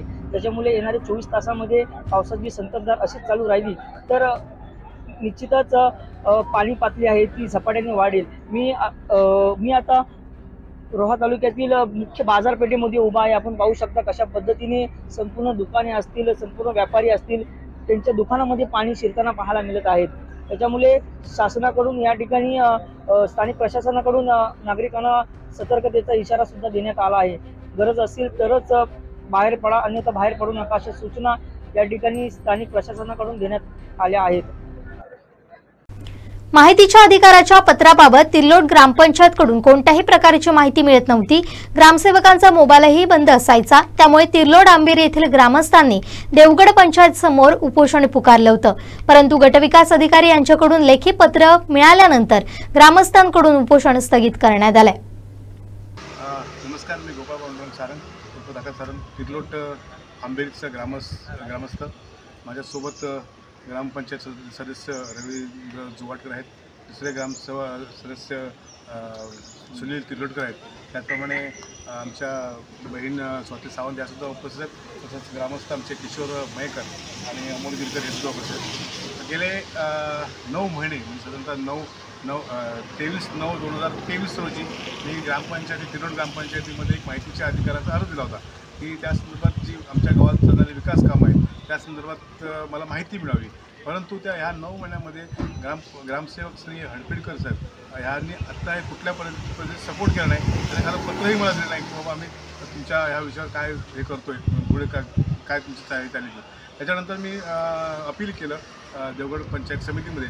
ते अधिकारी सन्माननीय बिर्जे साहेब यांनी सुद्धा हडपिडकरांना साहेबांना हे दिलं, आदेश दिले की त्यांनी लवकरात लवकर त्याच्या संदर्भात पत्रव्यवहार करावा। परंतु आतापर्यंत त्यांनी पत्रव्यवहार कुठल्या प्रकारे न केल्यामुळे आज ही आमच्यावर वेळ आली आहे। आणि महाराष्ट्र शासनाचे जे सन्माननीय मुख्यमंत्री किंवा बाकीजण सांगतात की स्वच्छ कारभार, सुंदर कारभार किंवा पारदर्शक कारभार, हा पारदर्शक कारभार आम्ही या ठिकाणी बघतो। गेले 9 महिने आम्हाला साधं माहितीच्या अधिकाराचं उत्तर मिळू शकत नाही, हे फार मोठं दुर्दैवाची गोष्ट आहे। आज या ठिकाणी सकाळपासून आम्ही सर्वजण बेमुदत उपोषणाचा इशारा दिल्यानंतर इथल्या आमच्या गटविकास अधिकारी सन्माननीय ऋषालीताई मॅडम यादव मॅडम यांनी आज आम्हाला हे 2 दिवस त्यांच्याकडे वेळ मागितला आहे। आणि हे पत्रक आहे की 2 दिवसामध्ये कुठल्याही पद्धतीत हडपिडकरांवरती त्यांची जी काही खाते न्याय किंवा चौकशी करून आणि जे पेपर आहेत म्हणजे ज्याची मागणी केली होती ती मागणीसुद्धा त्या लवकर आज 2 सत्य आम्हाला मिळून देणार त्यांनी ग्वाही दिली आणि तसं त्यांनी पत्रकसुद्धा दिलं आहे। त्यामुळे आज त्यांच्या उपस्थितीमध्ये आणि त्यांच्यावर विश्वास ठेवून आम्ही आजचं हे आंदोलन मागे घेतो आहे। धन्यवाद। प्रत्येक वर्षामध्ये तिर्लोट ग्रामपंचायतीमध्ये वेगवेगळ्या विकास कामांच्या माध्यमातून निधी जो उचलला जातोय तो निधी त्या संबंधित कामावरती वापरला जात नाही, किंवा वापरला असेल तर एका उदाहरणाकडून सांगतो की जुनी जी ग्रामपंचायत इमारत होती आता तोडली, त्याच्या समोर जी एक छोटीशी टाकी बसवली होती 2x2.5ची, त्या टाकीचं बांधकाम जे 65,000 दाखवलं होतं ते 65,000 होत नाही। काही शाळांमध्ये तिर्लोट आंबेरीमधील एक शाळा आहे, त्या शाळेमध्ये एका माजी विद्यार्थ्यांनी रंगरांगोटीसाठी 34,000 रुपयाचा चेक दिला, पण ते बिल ग्रामपंचायतीतून काढलं गेलं। असे बरेचसे भ्रष्टाचाराचे हे आहेत। आत्ताच हल्ली काहींनी 8,56,000 एक मोठा भ्रष्टाचार आयुष सेंटरमध्ये कोल्हापूरला ते त्यांचं ऑफिस आहे, ते पेपर नसताना सुद्धा पैसे सोडले गेले आणि ते जी संबंधित वस्तू होत्या त्या काही शाळेत दिल्या गेल्या, काही शाळेत दिल्याच नाही गेल्या आणि अतिशय निकृष्ट ज्या टेबल तुटके होते, खुर्च्यांचं सुद्धा काही थांगपत्ता नव्हता। आणि ते ज्यावेळेला यांनी चौकशीची मागणी केली, यांनी स्वतः उपोषण केलं, त्यावेळी तिकडच्या अधिकाऱ्यांनी ती सारासार करून काही पुरावे घोषवण्याचा प्रयत्न केला, पण रवींद्र जुवाटकर, स्वातीताई आणि सुनील तिर्लोटकर या लोकांनी जेव्हा त्यांना पकडलं आणि की त्यावेळी त्यांना त्याच्यावर कारवाई करण्याचा प्रयत्न केला, त्यावेळी ते पेपर दिले नाही आणि त्या भ्रष्टाचारावरती त्यावेळेचे विद्यमान ग्रामसेवक पाताडे यांच्यावरती तो शासकीय कारवाई झाली, त्यांना निलंबित करण्यात आलं. पण आमची अशी मागणी आहे की पाताळ्यांबरोबरचे अजूनही जे लोक ह्या भ्रष्टाचार गुंतले आहेत, बरबडलेले आहेत, ज्यांनी हा भ्रष्टाचार केलेला आहे, त्यांची सुद्धा नाव पुढे यावे आणि त्यांना सुद्धा शासनामार्फत पोलीस स्टेशन मार्फत त्यांच्यावर शिक्षा व्हायला पाहिजे, ही आमची मागणी आहे. तांबोळी आणि असनी या गावात गेल्या 4 दिवसांपासून विद्युत पुरवठा खंडित आहे. गावात वीज गायब असून संतप्त ग्रामस्थांनी गुरुवारी दुपारी सावंतवाडीतील महावितरण कार्यालय गाठलं. ज्यावेळी ग्रामस्थांनी जोपर्यंत आमची लाईट येत नाही तोपर्यंत हलणार नाही अशी आक्रमक भूमिका घेतली. आम्ही काळोखात दिवस काढतोय आणि तुम्ही फॅन खाली बसून राहताय अशा शब्दात तीव्र संताप नाराजी व्यक्त केली आहे.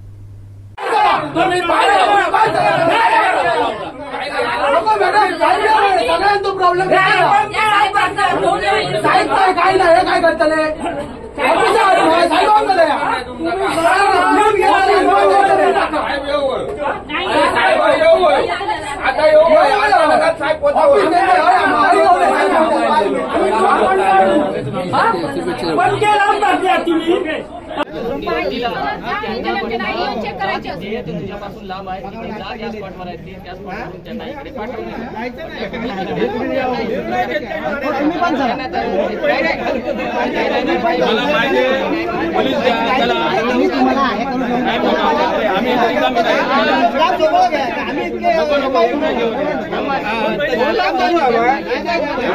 ते येणार नाही आम्हाला माहिती आहे. संध्याकाळून आम्ही रिकामी नाही, ह्याच्यातले 10 जण घरी जाणार. ही रिकामी कोण नाही, तुम्ही साहेबांना बरोबर विषय नाही. आपण काय बोलायला चालू, चर्चाच करायला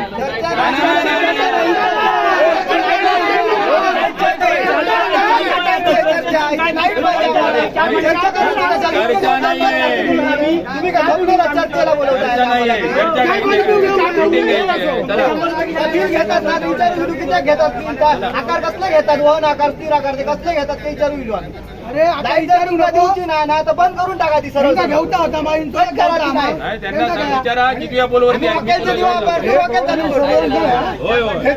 आकार आमच्याकडून वार्षिक घेताय, मीटर बंद असताना एक्स्ट्रा घेताय. त्याच्या हेतू नमुना पाहिजे तो आता हे बिल दाखवतो तुम्हाला, त्या बिलावरती दिलेलं आहे. मग ते का घेता तुम्ही? जर ती लाईन आहे फॉल्टी आहे, तुम्ही सांगता वार्षिक लाईन, आम्हाला तर 5 वर्ष हा त्रास आहे, मग तुम्हाला 5 वर्ष त्रास हा जाणवला की नाही? मग तुम्ही ती लाईन बाबा रोडने घातली, असं काय का केलं नाही? मग मीटर बंद असताना रिडिंग कसं रीडिंग उपलब्ध नसताना बिल कसं आलंय? बिल आलंय हे आता मीटर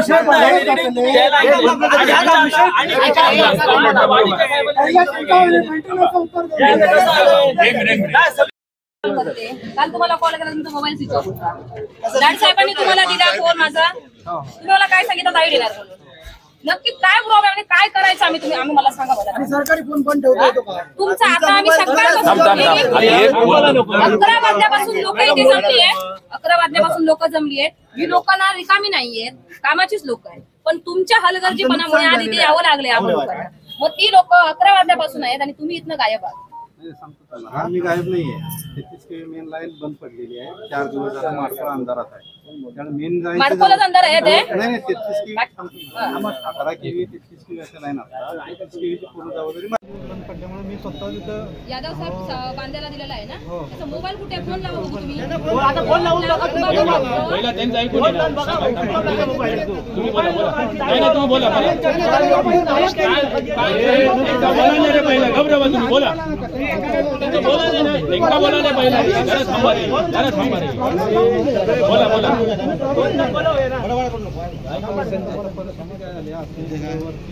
वारंवार संपर्क अरे घबराव सांगितलं बोलूया ना. 2 मिनिटं थांब रे, रागार जाऊ नका. मागच्या 15 दिवसात पूर्ण पाऊस आहे. त्याच्यावरती आपण बऱ्याच वेळेला झाडं पडतात. जसा शेड्यूल स्टार्ट केला की पाऊस येतो, वारा येतो, परत झाड पडतं किंवा अजून काय तर लाईन साफ केलेली आहे. चौकशी केला तुम्ही? मॅडम आधी त्यांना सांगू दे. तुमच्या माणसांनी लाईन साफ केली बरोबर सांगू दे. 2 मिनिटं सांगा तुम्ही सांगा. जे वायरमॅन आहेत त्यांनी त्याच्यापर्यंत काय असेल केलेलं असतं की यादव साहेबांनी ते असतात. मी प्रत्येक लाईनवर तिथं जाऊ शकत नाही कारण 33 केवीची लाईन मला जावं. यादव साहेब असं नाही किती वेळा अरे त्यांचा बोला नाही रे हे सांगतात मी पाया पडतो. सांगितलं ना त्यांच्यानी अरे पण सिंपल गोष्ट आहे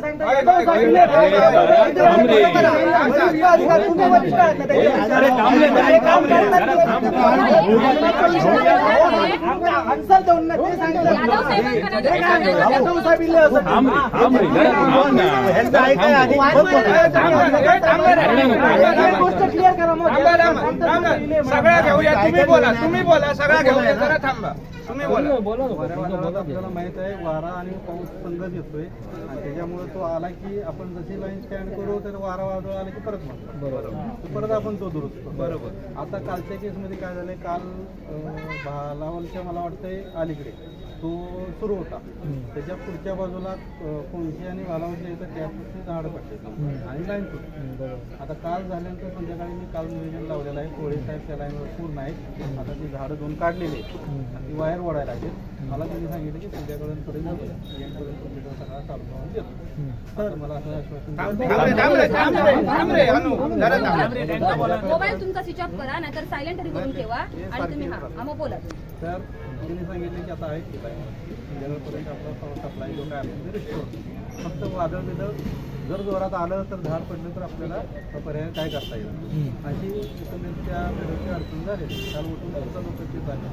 त्यांच्या बाजूला 3 इन्सुलेटर फॉल्टी झालेला होता. तो रात्रभर आमचे लोक शोधत होते. सकाळी त्यांना सापडून परत तो क्लिअर केला. परत असं इन्सुली साईडला ज्या वेळेला परत फॉल्ट झाला त्यावेळेला त्यांना परत एक फांदी सापडली तिथे की बाबा ही याची झाडावर त्याच्यावर पडलेली. इन्सुलीपर्यंत त्यांनी परत ते काढून स्टार्ट केलं. पुढच्या बाजूला चालू होतं. तर आजचं नियोजन केलेलं आहे. संध्याकाळी आपण सप्लाय आणायला पाठोपाठ. साहेब तुम्ही मंगळवारी तुम्ही मेंटेनन्ससाठी लाईट बंद ठेवा. मंगळवारी लाईट तुम्ही बंद ठेवा. तेव्हा तुमचे कर्मचारी काय काम करतात त्याचं तुमच्याकडे शहानिशा किंवा काय ते लेखापरीक्षण आहे का, पुस्तक वगैरे? आता मेंटेनन्ससाठी बंद करतात असं मला सेक्शन ऑफिसर येतो. आम्ही मेंटेनन्स या लाईनचं पोल बदलणार आहे. आमची लाईट बंद असते आम्हाला सगळ्यांना माहिती. लाईट मंगळवारचा आपला विषय. सर मी काय म्हणतो, आता आमच्याकडे ज्या वर्षापासून लाईट चालू झाली त्या वर्षापासून मेंटेनन्स रेग्युलर चालूच असणार की पुढे प्रश्न 5 वर्षी करतात किंवा असं काय नाही. बरोबर. तेव्हा जी लाईन तुम्ही टाकलेली आहे म्हणजे तेव्हा कुठे जंगलातून टाकलेली आहे सगळी. तुम्ही मेंटेनन्स म्हणून जो सांगताय बघा मेंटेनन्स करायचा किंवा काय, तर ती मेन लाईन जंगलातून आहे पूर्ण. बरोबर. मग त्याचं तुम्ही नंतर परत म्हणजे मेंटेनन्स मध्ये काय केलंय म्हणजे ती लाईन चेंज केली आहे. ह्या वर्षात जोपासून लाईट चालू झाली तेव्हापासून आतापर्यंत तुम्ही किती वेळा तिथली लाईन चेंज केली आहे किंवा त्याचे कप चेंज केले पूर्ण लाईनचे बाबा साफ केली. सर्व्हिस प्रोव्हायडर म्हणून सांगा. तुम्ही सर्व्हिस प्रोव्हायडर आहात आमचे आणि त्याचे आमच्याकडून तुम्ही चार्जेस घेता. बिलामध्ये त्याच्यामध्ये नमूद आहे काय तुमचं युनिट, त्याच्यानंतर स्थिर आकार, वहन आकार, हे सगळे तुम्ही आकार आमच्याकडून वार्षिक घेताय. मीटर बंद असताना एक्स्ट्रा घेताय. त्याच्या ह्याचं नमुना पाहिजे. तुम्ही आता हे बिल दाखवतो तुम्हाला त्या बिलावरती दिलेलं आहे. मग ते का घेता तुम्ही? जर ती लाईन आहे फॉल्टी आहे, तुम्ही सांगता वार्षिक लाईन आम्हाला तर 5 वर्ष हा त्रास आहे. मग तुम्हाला 5 वर्ष त्रास हा जाणवला की नाही? मग तुम्ही ती लाईन बाबा रोडने घातली असं का केलं नाही? मग मीटर बंद असताना रिडिंग कसं घेतात? उपलब्ध नाही. रिडिंग उपलब्ध नसतं. माझं जरा 10 रुपये बिल आलंय. हे आता मीटर बंद आहे.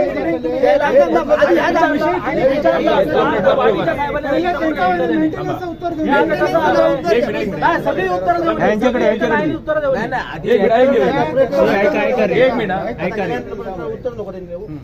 उपलब्ध नाही याचा अर्थ काय? मीटर मध्ये लाईट नाही. मीटरला एक स्विच असतो साहेब, प्रेस करून तुमच्या त्या जो कर्मचारी येतो ना रीडर त्याला तुम्ही ट्रेनिंग देता ना, मग तो का नाही करत? कसं असतं सगळ्याच मीटरचं स्विच चालत नाहीत. काही ठिकाणी बघायचं काम कोणाचं आहे? बघायचं काम कोणाचं आहे? त्यानं बघायला पाहिजे बटन. बरोबर. आम्ही जेव्हा सर्व्हिस चार्ज देतो त्याच्या सिंधुदुर्ग जिल्हाधिकारी यांच्या कार्यालयाबाहेर सुरू असलेलं सिंधुदुर्ग जिल्ह्यातील स्थानिक डीएड पदवीधारक बेरोजगार संघटनेचं आंदोलन अखेर 10 दिवसांनी तुर्तास स्थगित झालंय. शिक्षण मंत्री दीपक केसरकर यांच्या उपस्थितीत मुंबई येथील बैठकीत सकारात्मक निर्णय झाला. या निर्णयामुळे आपले सर्व प्रश्न सुटणार असल्याचा विश्वास व्यक्त करत हे आंदोलन स्थगित करत असल्याचं डीएड बेरोजगार संघटनेचे अध्यक्ष विजय फाले यांनी सांगितलंय. सिंधुदुर्ग जिल्ह्याचं प्रतिनिधित्व करत असताना मला एवढंच सांगू इच्छितो की आज हा केवळ निर्णय सिंधुदुर्ग जिल्ह्यापुरता मर्यादित नाही, तर या निर्णयाने अख्ख्या महाराष्ट्राचं संपूर्ण महाराष्ट्रात त्या ठिकाणी जे काही DED पदविकाधारक आहेत त्यांचा त्या ठिकाणी फायदा होणार आहे। त्यामुळे आज जे काही नेतृत्वाने ज्या काही तळमळीनं या ठिकाणी सिंधुदुर्ग जिल्हा DED बेरोजगार संघर्ष समिती आणि त्यांचे सगळे सदस्य पदाधिकारी या ठिकाणी वावरलेत। त्यामुळे आज खऱ्या अर्थानं जी काही आम्ही पदविका घेतली होती, आम्ही सांगत होतो 12 वर्ष भरती झाली नाही, आम्हाला कुठेतरी संधी द्या, आणि त्या संधीचं सोनं करण्यासाठी सन्माननीय शालेय शिक्षण मंत्री यांनी जो काही ऐतिहासिक निर्णय घेतला, खरंच आम्ही मनापासून त्या निर्णयाचं स्वागत करतो। आज आंदोलनस्थळी या ठिकाणी सुनील दुबळे साहेब या ठिकाणी आणि त्यांचं शिष्टमंडळ या ठिकाणी उपस्थित झालं आणि त्यांनी आमच्या पूर्ण टीमला, पूर्ण सदस्यांना मार्गदर्शन केलं आणि त्या मार्गदर्शनाअंती त्या ठिकाणी सर्व मताने आमचे जे DED बेरोजगार संघर्ष समितीने आता असा निर्णय घेतला आहे, शिक्षण मंत्री या जिल्ह्याचे त्या ठिकाणी शालेय शिक्षण मंत्री, आम्ही त्याचा आदर राखत, आम्ही त्यांच्या शब्दाला त्या ठिकाणी मान राखत आज आम्ही हे जे काही आंदोलन 10 दिवसाचं होतं ते त्या ठिकाणी तुर्तास मागे घेतो, असं त्या ठिकाणी मी ग्वाही देतो। महाराष्ट्र शासनाने सुरू केलेल्या मुख्यमंत्री लाडकी बहीण, मुख्यमंत्री वयोश्री, मुख्यमंत्री तीर्थदर्शन, मुख्यमंत्री प्रशिक्षण, मुख्यमंत्री अभ्यास प्रवेश योजना या सर्व योजनांची सिंधुदुर्ग जिल्ह्यात प्रभावीपणे अंमलबजावणी करण्यात येते। या योजनांचा लाभ जिल्हावासियांनी घ्यावा असं आवाहन करतानाच या योजनांचा लाभ घेताना कोणत्याही अडचणी आल्यास प्रशासनाशी संपर्क साधावा असं जिल्हाधिकारी किशोर तावडे यांनी पत्रकारांशी बोलताना स्पष्ट केलंय। आजची महत्त्वाची पहिली योजना मुख्यमंत्री माझी लाडकी बहीण योजना ही या योजनेच्या अनुषंगाने क्षेत्रीय स्तरावर आपण 100 कुटुंबांचं सर्वेक्षण पूर्ण केलेलं आहे। क्षेत्रीय सर्वेक्षणानुसार पात्र लाभार्थी संख्या 1,46,018। पात्र लाभार्थ्यापैकी प्राप्त ऑफलाईन अर्ज आपण 1,11,325 म्हणजे 76% अर्ज जमा झालेले। ऑफलाईन अर्जापैकी त्याची ऑनलाईन नोंदणी पूर्ण करायची आहे, ती जवळजवळ 1,11,325 पैकी 80,070 म्हणजे 72% आम्ही ऑनलाईन नोंदणी पण केली। अर्ज स्वीकृतीसाठी सुविधा केंद्र म्हणून आपण 476 सुविधा केंद्र केलेले, ही प्रत्येक ग्रामपंचायत आणि नगरपंचायतमध्ये केलेली आहे। त्यासाठी जवळजवळ 4,207 कर्मचारी कार्यरत आहेत। प्रचार प्रसिद्धी बॅनर लावण्यात आलेले आहेत, महिलांच्या सभा घेण्यात आलेल्या आहेत आणि अशा सभा महिलांच्या सभा घेत असताना त्या सदर सभेमध्ये जवळजवळ 49,908 महिला तिथं उपस्थित होत्या। या अनुषंगाने आमचं सर्वेक्षणातून आम्ही ऑफलाईन टू ऑनलाईन हे काम 1-2 दिवसात संपून जाईल। त्यानंतर हे सर्व जे अर्ज ह्यामध्ये एवढं आपण सांगू इच्छितो की ह्यामध्ये हे ऑनलाईन केलेले अर्ज आपण केले, पण काही लोकांनी परस्पर ऑनलाईन केलेले ती संख्या ह्यातून ॲड नाही। जो गॅप तुम्हाला दिसणार की ते आता पोर्टल तयार झाल्यानंतर ते आम्हाला एक जिल्ह्याची एकत्रित फिगर दिसून येईल। सेकंडली ह्यामध्ये ह्याच्यामध्ये आपण साईड बाय साईड ह्या फॉर्मचं चेकिंगचं पण काम चालू केलेलं आहे आणि त्याचबरोबर कावडी वाचन पण करणार आहोत। आणि चेकिंगमध्ये जर एखादा फॉर्मचं वाटलं असेल तर पुन्हा ते फॉर्म दुरुस्त करून घ्यावं का आपल्या हातात वेळ आहे। ह्या पद्धतीने आपल्या जिल्ह्यामध्ये मुख्यमंत्री माझी लाडकी बहीण योजनेची कारवाई सुरू आहे। माननीय मुख्यमंत्री वयश्री योजना राज्यातील 65 वर्ष वय व त्यावेळी ज्येष्ठ नागरिकांना त्यांच्या दैनंदिन जीवनात सामान्य स्थितीत जगण्यासाठी व त्यांना वयोमान परत्वे येणारे अपंगत्व, अशक्तपणा यावर उपाययोजना करण्यासाठी आवश्यक सहाय्य साधने, उपकरणे खरेदी करण्याकरता तसेच मनस्वास्थ्य केंद्र, योगोपचार केंद्र याद्वारे त्यांचे मानसिक स्वास्थ्य अबाधित ठेवण्यासाठी राज्यात मुख्यमंत्री वयश्री योजना राबवण्यास 7 फेब्रुवारी 2024 यांना मान्यता मिळाली। त्या योजनेच्या अनुषंगाने आज आपल्या जिल्ह्यामध्ये त्या योजनेमध्ये पहिल्यांदा हे पैसे DBTद्वारे जमा होते, पण पोर्टल अद्याप विकसित घ्यायचं आहे म्हणून आम्ही आमच्या स्तरावर आचारसंहिता संपल्यानंतर त्याची कारवाई चालू केलेली आहे। ही कारवाई करत असताना सध्या आपण हे ऑफलाईन फॉर्म भरून घेत असतो आणि ह्यामध्ये पात्रता निकष काय आहेत की सदर योजनेचे लाभार्थी व्यक्ती राज्यातील ज्येष्ठ नागरिक 4 नागरिकांनी 31/12/23 तारखेला वयाची 65 वर्ष पूर्ण केली असेल असे नागरिक पात्र समजले। ज्या व्यक्तीचे वय 65 वर्ष किंवा त्यावर अधिक आहे त्या व्यक्तीकडे आधार कार्ड असणे आवश्यक आहे किंवा आधार कार्डसाठी अर्ज केलेला असणे आवश्यक आहे, आधार नोंदणीची पावती असणे आवश्यक आहे। जर लाभार्थी आधार कार्ड असेल व स्वतंत्र ओळख दस्तऐवज असतील तर ते ओळखपत्र स्वीकार्य आहे। लाभार्थी पात्र जिल्हा प्राधिकरण प्रमाणपत्र किंवा BPL रेशन कार्ड, राष्ट्रीय सामाजिक सहाय्य कार्यक्रम इंदिरा गांधी राष्ट्रीय वृद्धापकाळ मृत्यू योजनेअंतर्गत किंवा राज्य व केंद्र शासित सरकारच्या इतर कोणत्याही पेशंट वृद्धापकाळ मृत्यू योजना मिळाला पुरावा सादर करू शकते. म्हणजे यामध्ये आपल्याला मेन आहे BPL किंवा इंदिरा गांधी राष्ट्रीय वृद्धापकाळ योजनेचा लाभार्थी असेल तर त्यालाही मिळणार. याची उत्पन्नाची मर्यादा आहे 2 लाख इतकी आहे आणि ह्यामध्ये एक रकमी त्याला 3,000 रुपये त्याच्या बँक अकाउंटला जमा होणार आहे. आणि त्या अनुषंगाने आपल्या जिल्ह्यामध्ये आपण जे आचारसंहिता संपल्यानंतर आपल्याकडे एकूण आतापर्यंत 311 अर्ज प्राप्त झालेले आहेत. डाटा यांचे 311 पूर्ण झालेले. आता याची पुढची प्रोसेस मंजुरी होईल आणि त्याच्या स्टेप बाय स्टेप होईल. ह्या आधीच्या पत्रव्यवहार प्रोसेसमध्ये आपल्याला ह्या अनुषंगाने याची पात्रता अशी पुन्हा एकदा असतो. यामध्ये पात्रता असणाऱ्या उमेदवार महाराष्ट्राचा रहिवासी असावा, उमेदवाराचे किमान वय 18 व कमाल वय 35 वर्ष असावे, शैक्षणिक पात्रता किमान 12वी पास किंवा ITR किंवा पदविका, पदवीधर, पदव्युत्तर, शिक्षण चालू असलेले उमेदवार पात्र असणार नाहीत. उमेदवाराची आधार नोंदणी असावी, उमेदवाराची बँक खाते आधार संलग्न असावे. यामध्ये 12वी ह्यामध्ये प्रतिमान विद्यावेतन 6 महिन्यासाठी, 12वी पास असेल तर 6,000 रुपये, ITR किंवा पदविका असेल तर 8,000 रुपये, पदवीधर व पदव्युत्तर असेल तर 10,000 रुपये इतकी त्याला देण्यात येणार आहे. मुख्यमंत्री महाराष्ट्र राज्यातील सर्व धर्मियांमधील 60 वर्ष वय व त्यावरील ज्येष्ठ नागरिकांना तीर्थदर्शन यात्रेची मोफत संधी देण्यासाठी मुख्यमंत्री तीर्थदर्शन योजना राबविण्यास शासनाने मान्यता दिली आहे. आज ज्या आला आपल्याकडे 14 जुलै 2024 रोजी या योजनेमध्ये ज्येष्ठ नागरिक 60 वर्ष सर्व धर्मियांमध्ये राज्यातील सर्व धर्मियांमध्ये ज्येष्ठ नागरिक जे 60 वर्ष किंवा त्याहून अधिक वयाचे आहेत त्यांना याचा लाभ होणार आहे. त्याच्यामुळे पात्रता काय सांगितलेली आहे, लाभार्थी हा महाराष्ट्र राज्याचा रहिवासी असणे आवश्यक आहे. वय वर्ष 60 व त्यावरील ज्येष्ठ नागरिक. लाभार्थी कुटुंबाचे वार्षिक उत्पन्न 2,50,000 पेक्षा जास्त नसावे. आता ही रिसेंट आपल्याला आलेले आहे, याचा आता आम्ही प्रचार प्रसिद्धी पण केलेली आहे. हे जे आज येतील त्यामुळे जसं आपण तिथे योजनेच्या वतीनं ते हे कार्यवाही होणार. व्यावसायिक उच्च व तंत्र शिक्षण विभाग व्यावसायिक अभ्यासक्रमास प्रवेश घेणाऱ्या आर्थिकदृष्ट्या दुर्बल घटक EWS, सामाजिक व शैक्षणिकदृष्ट्या मागासवर्ग SC/BC तसेच इतर मागासवर्ग OBC या प्रवर्गातील मुलींना शिक्षण शुल्क व परीक्षा शुल्काच्या 50% ऐवजी 100% लाभ मंजूर करण्यावर हा JR आहे 8 जुलै 2024. या JR-मध्ये EWS आरक्षणातून प्रवेश घेतलेल्या विद्यार्थ्यांसाठी राजर्षी छत्रपती शाहू महाराज शिक्षण शुल्क शिष्यवृत्ती योजनेअंतर्गत लाभ अनुज्ञेय करताना EWS प्रमाणपत्राऐवजी आई व वडील दोन्ही पालकांचे एकत्र उत्पन्न आधारित सक्षम प्राधिकाऱ्याने दिलेले उत्पन्न प्रमाणपत्र अनुज्ञेय करण्यात येत आहे. तथापि जे विद्यार्थी नोकरीत असतील त्यांचे आई वडील यांच्या उत्पन्नाचं विद्यार्थी उत्पन्न प्रमाणासाठी विचार घेण्यात यावे. दुसरा आहे EWS आरक्षणातून शैक्षणिक प्रवेश घेतलेल्या विद्यार्थ्यास राजर्षी छत्रपती शाहू महाराज शिक्षण शुल्क शिष्यवृत्ती योजनेचा लाभ प्रथम वर्षापर्यंत मिळाल्यानंतर ही सवलत त्याचा अभ्यासक्रमात पूर्ण होईपर्यंत अनुज्ञेय आहे. अशा विद्यार्थ्यांना दुसऱ्या वर्षापासून दरवर्षी प्रमाणपत्र सादर करण्याची आवश्यकता नाही.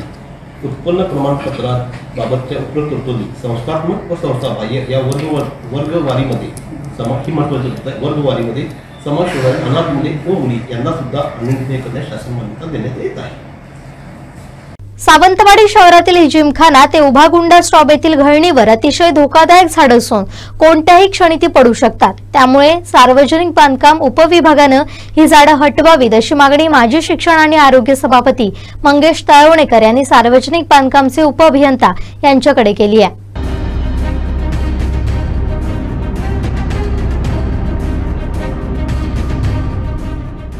हल्लीच त्यातील 2 झाडं पडलेली आहेत. शाखा अभियंता विजय चव्हाण यांनी स्वतः खर्च करून पोलीस बांधवांच्या घरावर आणि वसाहतीमधील रस्त्यावरची झाडं हटवून घेतली आहे. ते खरोखरच कौतुकास पात्र आहे. स्थानिक आमदार दीपक केसरकर यांच्याकडून त्वरित निधी उपलब्ध करून घेऊन संपूर्ण सावंतवाडी शहरातील धोकादायक झाडं हटवण्यासाठी भरीव आर्थिक तरतूद करावी अशी विनंती मंगेश तळवणेकर यांनी केली आहे.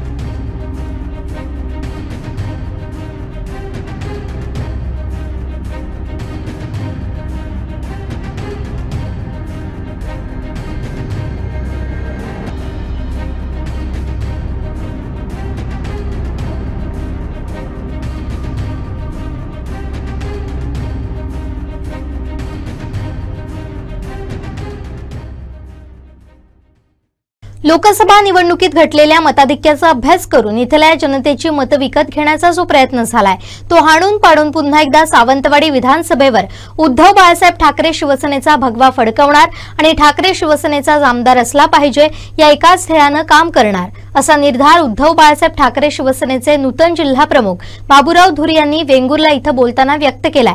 जिल्हा प्रमुख पदाची धुरा सांभाळल्यानंतर सर्वप्रथम त्यांनी वेंगुर्ला शाखेला भेट दिली, त्यावेळी ते बोलत होते। शिवसेनेचे पक्षप्रमुख आदरणीय उद्धव बाळासाहेब ठाकरे यांनी या सावंतवाडी विधानसभा मतदारसंघासाठी माझे जिल्हा प्रमुख म्हणून नेमणूक केली, त्याबद्दल आपल्या मीडियाच्या माध्यमातून साहेबांचे मी आभार मानतो। त्याचबरोबर ह्या सावंतवाडी विधानसभा मतदारसंघामध्ये पुन्हा एकदा या ठिकाणी भगवा फडकवलाच पाहिजे अशा प्रकारचे आदेश देऊन माझे जिल्हा प्रमुख म्हणून रुपेशजी राऊत यांची विधानसभा प्रमुख म्हणून आणि नरसुलेताई यांची विधानसभा संघटिका म्हणून या ठिकाणी नेमणूक केलेली आहे। तर प्रथमतः ह्या मतदारसंघामधील वेंगुर्ला शाखेला आम्ही भेट दिली, या ठिकाणी आमचं स्वागतही झालं, या ठिकाणी आमचा सत्कारही झाला आणि या सत्काराच्या अनुषंगानं आम्ही इथल्या कार्यकर्त्यांशी मार्गदर्शन करत असताना प्रत्येक गावागावामध्ये जाऊन कालच्या लोकसभेच्या निवडणुकीमध्ये जे आमच्या ह्या ठिकाणी मताधिक्य घटलेलं आहे त्याचा परिपूर्ण अभ्यास करून आणि चुकीच्या पद्धतीनं पैशाचं वाटप करून इथल्या सर्वसामान्य शेतकऱ्यांची मतं विकत घेण्याचा जो प्रयत्न झालेला आहे तो येणाऱ्या काळामध्ये हाडून पाडून पुन्हा एकदा सावंतवाडी विधानसभामध्ये भगवा फडकवण्याचा निर्धार आम्ही या ठिकाणी केलेला आहे। पण आपण जर बघितलं तर गेल्या 2 टर्ममध्ये या ठिकाणी सावंतवाडी विधानसभेमध्ये शिवसेनेचे उमेदवार निवडून आलेले होते, आमदार होते आणि ते आमदार आपल्या स्वतःच्या राजकीय स्वार्थासाठी पक्षांतर केलं गेलं। मात्र इथला शिवसैनिक गप्प बसलेला नाही किंवा त्यांनी ह्या ठिकाणी उद्धव साहेबांचा पक्षही सोडलेला नाही, तर तो निष्ठेने राहिलेला आणि पुन्हा एकदा ह्या ठिकाणी सावंतवाडी विधानसभा मतदारसंघामध्ये पुन्हा एकदा आमदार ह्या ठिकाणी शिवसेनेचा करून ह्या ठिकाणी दिलेली जबाबदारी आम्ही पार पाडणार आहोत। उद्धव साहेब ज्यांना उमेदवारी देतील तो आदेश मानून आम्ही ह्या ठिकाणचा शिवसेनेचा आमदार असला पाहिजे ह्या एकाच ध्येयाने आम्ही या ठिकाणी काम करणार आहोत। सम्राट छत्रपती बाळासाहेब ठाकरे यांचा जय असो, जय भवानी, जय शिवाजी। आवाज कुणाचा? शिवसेनेचा। आवाज कुणाचा? शिवसेनेचा। सावंतवाडी विधानसभा मतदारसंघात उत्तम संघटन बांधणी ही ठाकरे शिवसेनेकडे आहे, त्यामुळे आपल्या पक्षाला उमेदवारी मिळावी ही कार्यकर्त्यांची भावना आहे। आमच्या पद्धतीनं आम्ही आमचा पक्ष वाढवतोय, आगामी काळात महाविकास आघाडीचा आदेश मानून काम करणार अशी प्रतिक्रिया रुपेश राऊळ यांनी वेंगुर्ला इथं पत्रकार परिषदेत दिली। नाही, ठाकरे गटाकडून भूमिका आहे ती जाहीररित्या आहे की ही विधानसभा सावंतवाडी असेल, वेंगुर्ला तालुका असेल या दोडामार्ग तालुका असेल, हे विधानसभेमध्ये 3 तालुके आहेत आणि ह्याच्यामध्ये उत्तम संघटन बांधणी ही जी आहे ही शिवसेनेकडे आहे आणि त्याच्यामुळे उमेदवारी ही जास्त करून ज्याच्याकडे संघटना बांधणी आहे म्हणजे जिल्हा परिषद, पंचायत समिती हे स्तर आहेत आणि ग्रामपंचायत ह्या स्तरामध्ये उत्तम अशी बांधणी ही शिवसेना उद्धव बाळासाहेब ठाकरे पक्षाकडे आहे आणि त्याच्यामुळे त्याला उमेदवारी, पक्षाला आपल्या उमेदवारी मिळावी ही सगळ्या कार्यकर्त्यांची भावना आहे आणि ह्या विधानसभेचा एक ठराव, विधानसभेची बैठक होऊन झालेला आहे आणि तो ठराव सन्माननीय जिल्हा संपर्कप्रमुख अरुणभाई दुधोडकर यांच्या माध्यमातून शिवसेना पक्षप्रमुख उद्धव साहेबांना आणि आदित्य साहेबांना देण्यात येणार आहे। आमच्यामध्ये वेगळं काम करताना कुणी दिसणार नाही, एक लक्षात घ्या।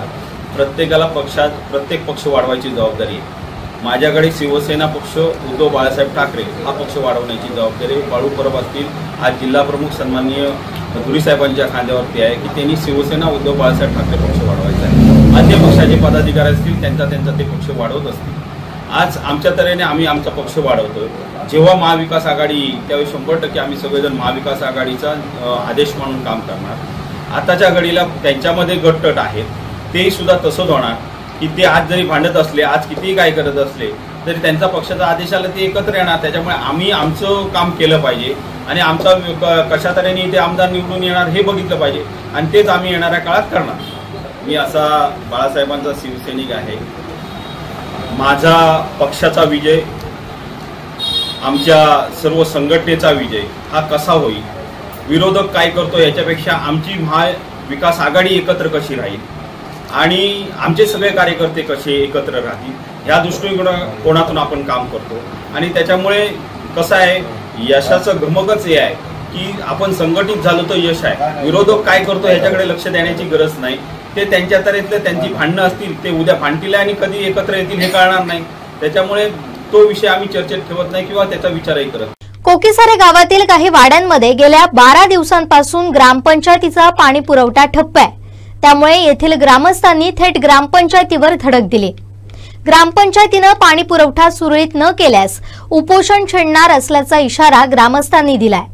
धो-धो कोसळणाऱ्या पावसात पाणी टंचाईनं नागरिक हैराण झाले. ऐकून थोडं नवल वाटलं असेल ना, पण हे सत्य आहे. वैभववाडी तालुक्यातील कोकीसारे गावातील 3 वाड्यांमध्ये ऐन पावसाळ्यात पाण्यासाठी नागरिकांना भटकंती करावी लागते. ग्रामपंचायत मार्फत सुरू असलेला पाणी पुरवठा गेले 12 दिवस बंद असल्यानं नागरिकांचे हाल झाले. पाण्याविना हैराण झालेल्या नागरिकांनी सरपंच, ग्रामसेवक यांना जाब विचारण्यासाठी थेट ग्रामपंचायतीवर धडक दिली. मात्र हे दोन्ही उपस्थित नसल्यानं ग्रामस्थ संतापले. सायंकाळपर्यंत पाणी पुरवठा सुरळीत न झाल्यास ग्रामपंचायतीसमोर उपोषण छेडण्याचा इशारा ग्रामस्थांनी दिलाय. आम्हाला शुक्रवारी पाणी आलेलं, रविवार 12 दिवस आमच्याकडे पाणी आलेलं नाही आहे. आम्ही फोन लावला त्यांना, तर आम्हाला सांगितलं की मोटर जळली आहे म्हणून. मोटर जळली आहे म्हणून परत आम्ही म्हटलं एक दिवस ठीक आहे. बुधवारी आम्हाला सोमवार, मंगळवार, सोमवार पाणी येत नाही. बुधवारी पाण्याची आम्ही वाट बघितली, आम्हाला पाणी काय आलेलं नाही. मग आम्ही फोन लावला तर आमची मोटर जळली आहे, आम्हाला कोण माणूस भेटत नाही म्हणून सांगितलं. म्हणून काल परत आम्ही फोन लावला संध्याकाळी, नाही मोटर आता वायरमॅन आला आहे, आम्ही मोटर दुरुस्त करणार, मग तुम्हाला आम्ही पाणी सोडतो म्हणून आम्हाला सरपंचाने सांगितलं. आता तुम्ही ग्रामपंचायत आलात, सरपंचांची भेट झाली आहे काय? ग्रामसेवकांची नाही झाली आहे. ग्रामसेवकांची पण झाली नाही, सरपंचांची पण झाली नाही. आणि सरपंच आम्हाला रात्री फोन केला आमच्या धीराने, त्या उलटा बोला की कनेक्शन तुम्ही कट करून टाका असं बोलला. आम्हाला पाणी पाहिजे, नाही तर आम्ही इथे उपोषणाला बसणार. नाही तर आम्हाला विहिरीची नाही तर कुठल्या पाण्याची व्यवस्था करा. आम्हाला एवढ्या नाळांना पाणी नाही आहे. आम्ही सगळ्यांना, सदस्यांना पण सगळ्यांना आम्ही कॉल केलेला होता रात्री. त्याने आम्हाला आता निर्णय काहीतरी द्यायचा पाण्याबद्दल, नाही तर इथं आम्ही उपोषणाला बसणार, निवेदन देऊ.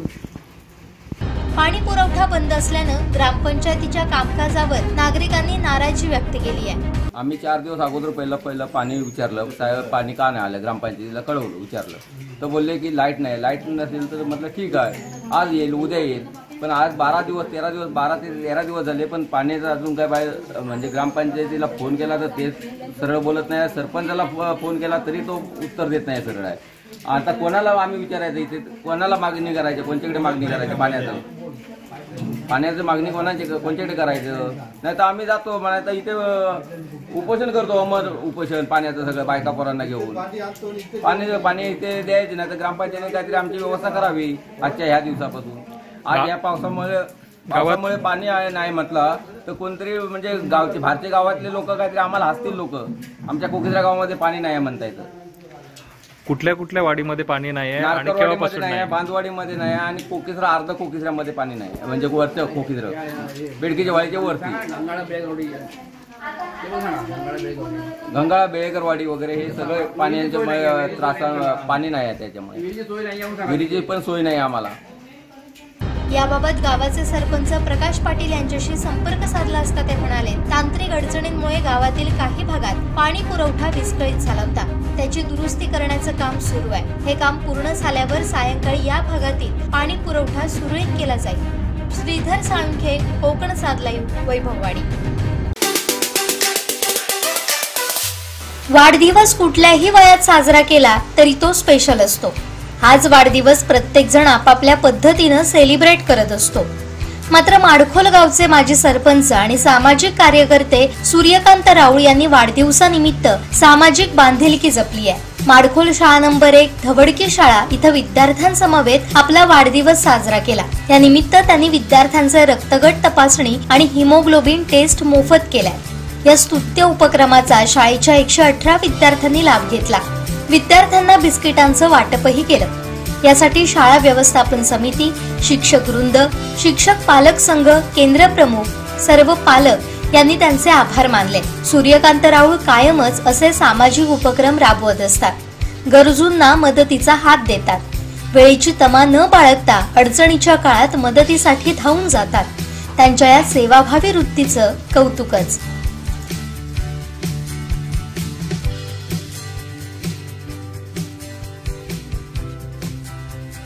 शेवटी ठळक घडामोडी पुन्हा एकदा.